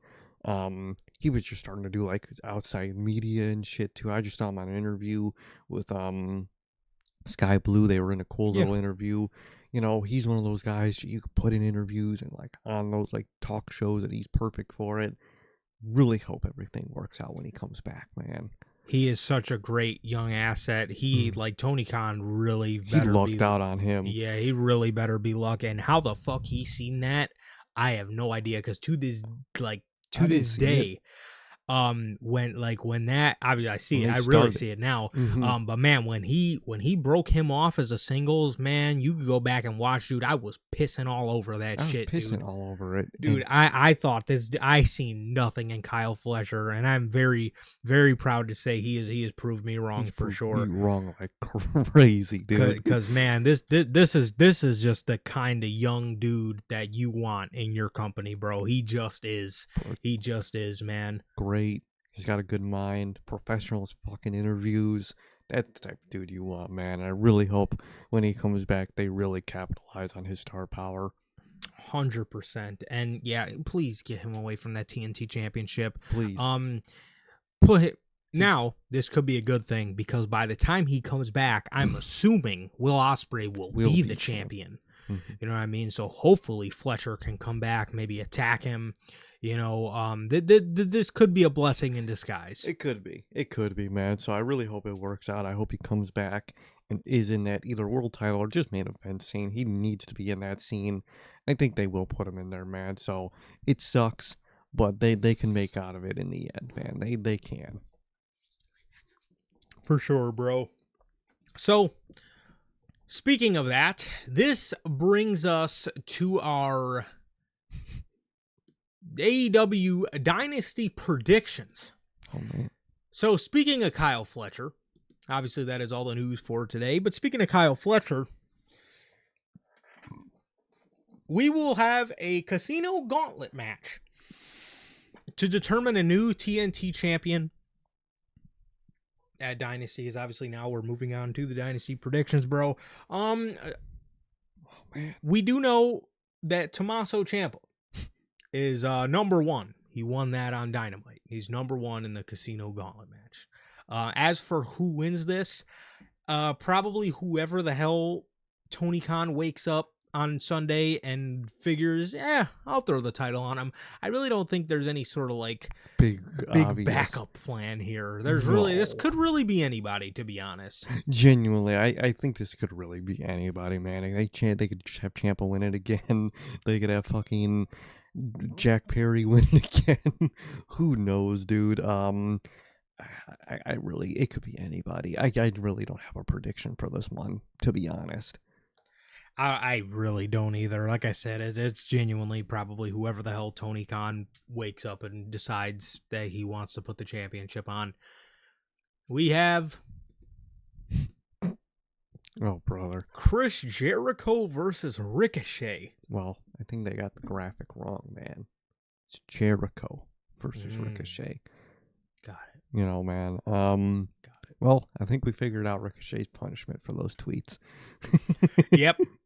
He's gotta do the deed to Jericho, bro. He's gotta stare up at the lights for 50-something-year-old Chris Jericho. I'm assuming Jericho's gonna win. It's gonna be a Jericho win, 100%. The next one we do not have a picture for because AEW did not post one, but is the Young Bucks versus the Don Callis family, Takeshita and Okada. Oh, Takeshita. Now, Okeshna. Based off what Takeshita said on Wednesday, it was pretty fire. What was it? He told Don. What did he tell him? He said he's tired of Okada. Oh my God. And he will team with him, but he wants his belt. Oh my God. And at Double or Nothing, I think we're going to be getting Takeshita Okada for the international title. I'm assuming, yes. So I'm assuming Young Bucks are going to win. I think so. I think that's very obvious, man. If he's challenging him for a belt, I don't know how great their tag chemistry is going to be on Sunday, man. So, yeah.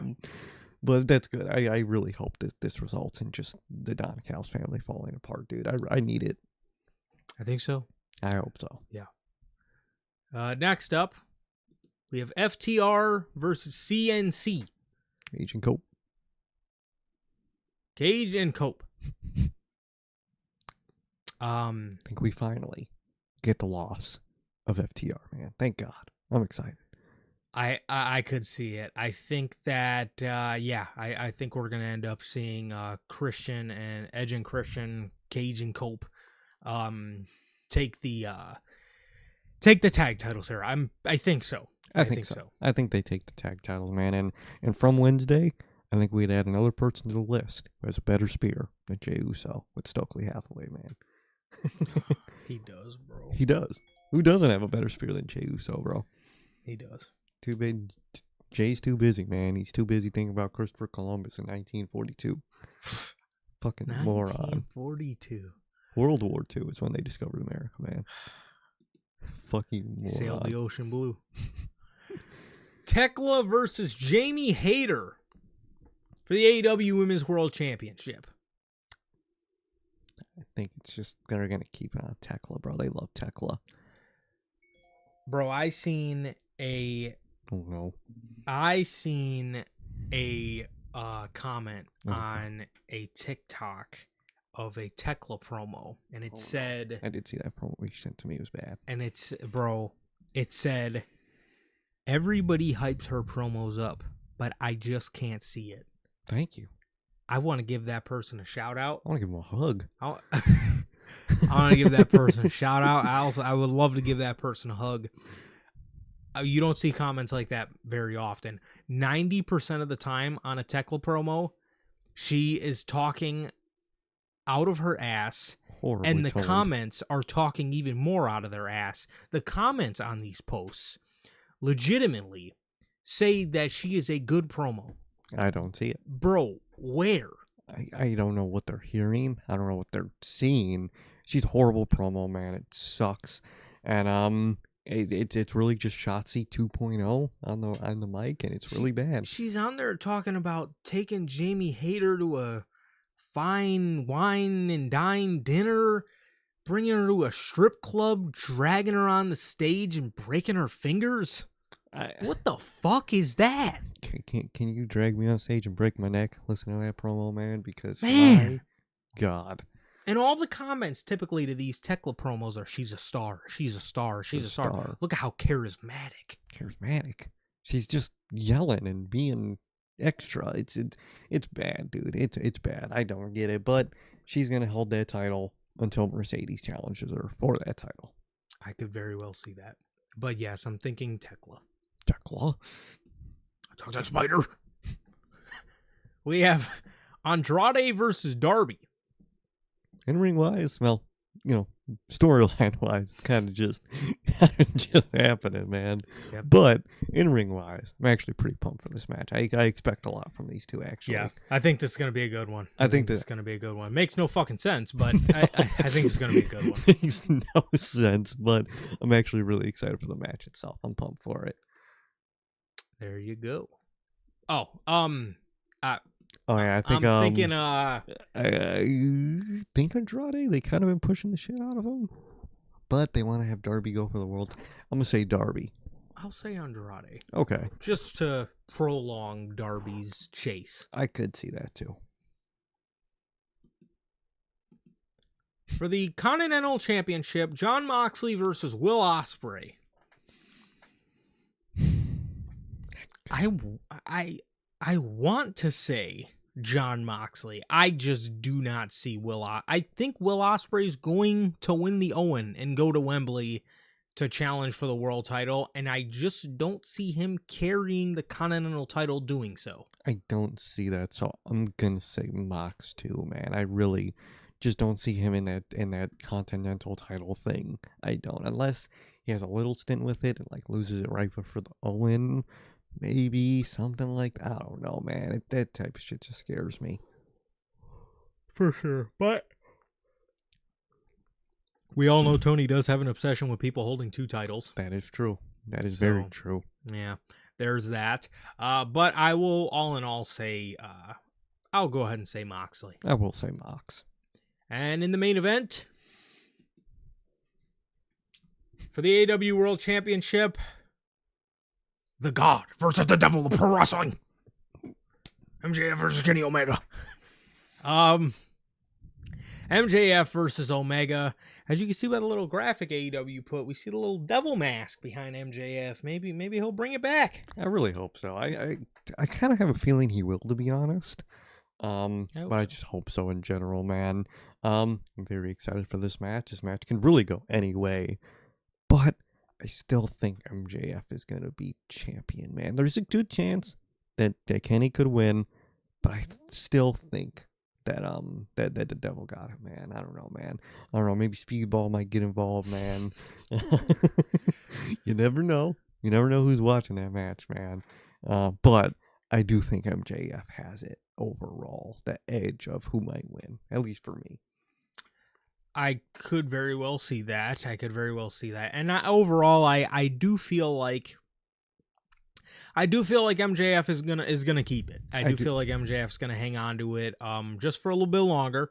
I think he's gonna hold on to it for a little bit longer. I think he's got about another 4 months with the title. I think he will lose it to Will. I feel like they're gonna run that back. I think they're gonna want to do MJF and Ospreay in the main event of All In. Now they could very well do Kenny and Ospreay, but I don't know. Something just tells me for now, I think MJF's gonna hang on to it. I think so too. I could see like we said, we could see the other way around. I just see MJF keeping it.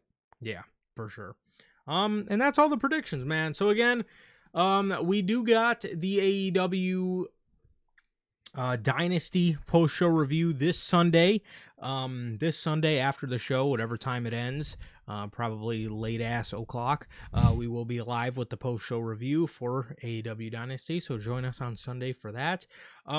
Thank you guys so very much. This has been an amazing 6-year anniversary episode. Thank you guys truly for 6 years of NHP. Again, you guys mean the world to me. This show means the world to me, man. Thank you guys so very much again.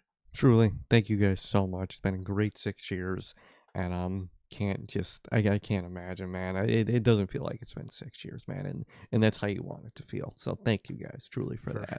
For sure, man.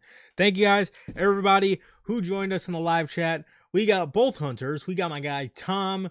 We got who else? We got Gotti. Thank you guys so very much for joining us. And Manager Logan, of course. Thank you guys course. so much for joining us. That is going to do it for this edition of NHP. This has been episode 313. As this has been your news, Dynasty predictions, and the 6-year anniversary episode of the shows. Thank you guys so much. As always, thank you guys. We love you guys. Please like, comment, and subscribe. And we'll see you all on Sunday after AEW Dynasty with the post-show review. Peace.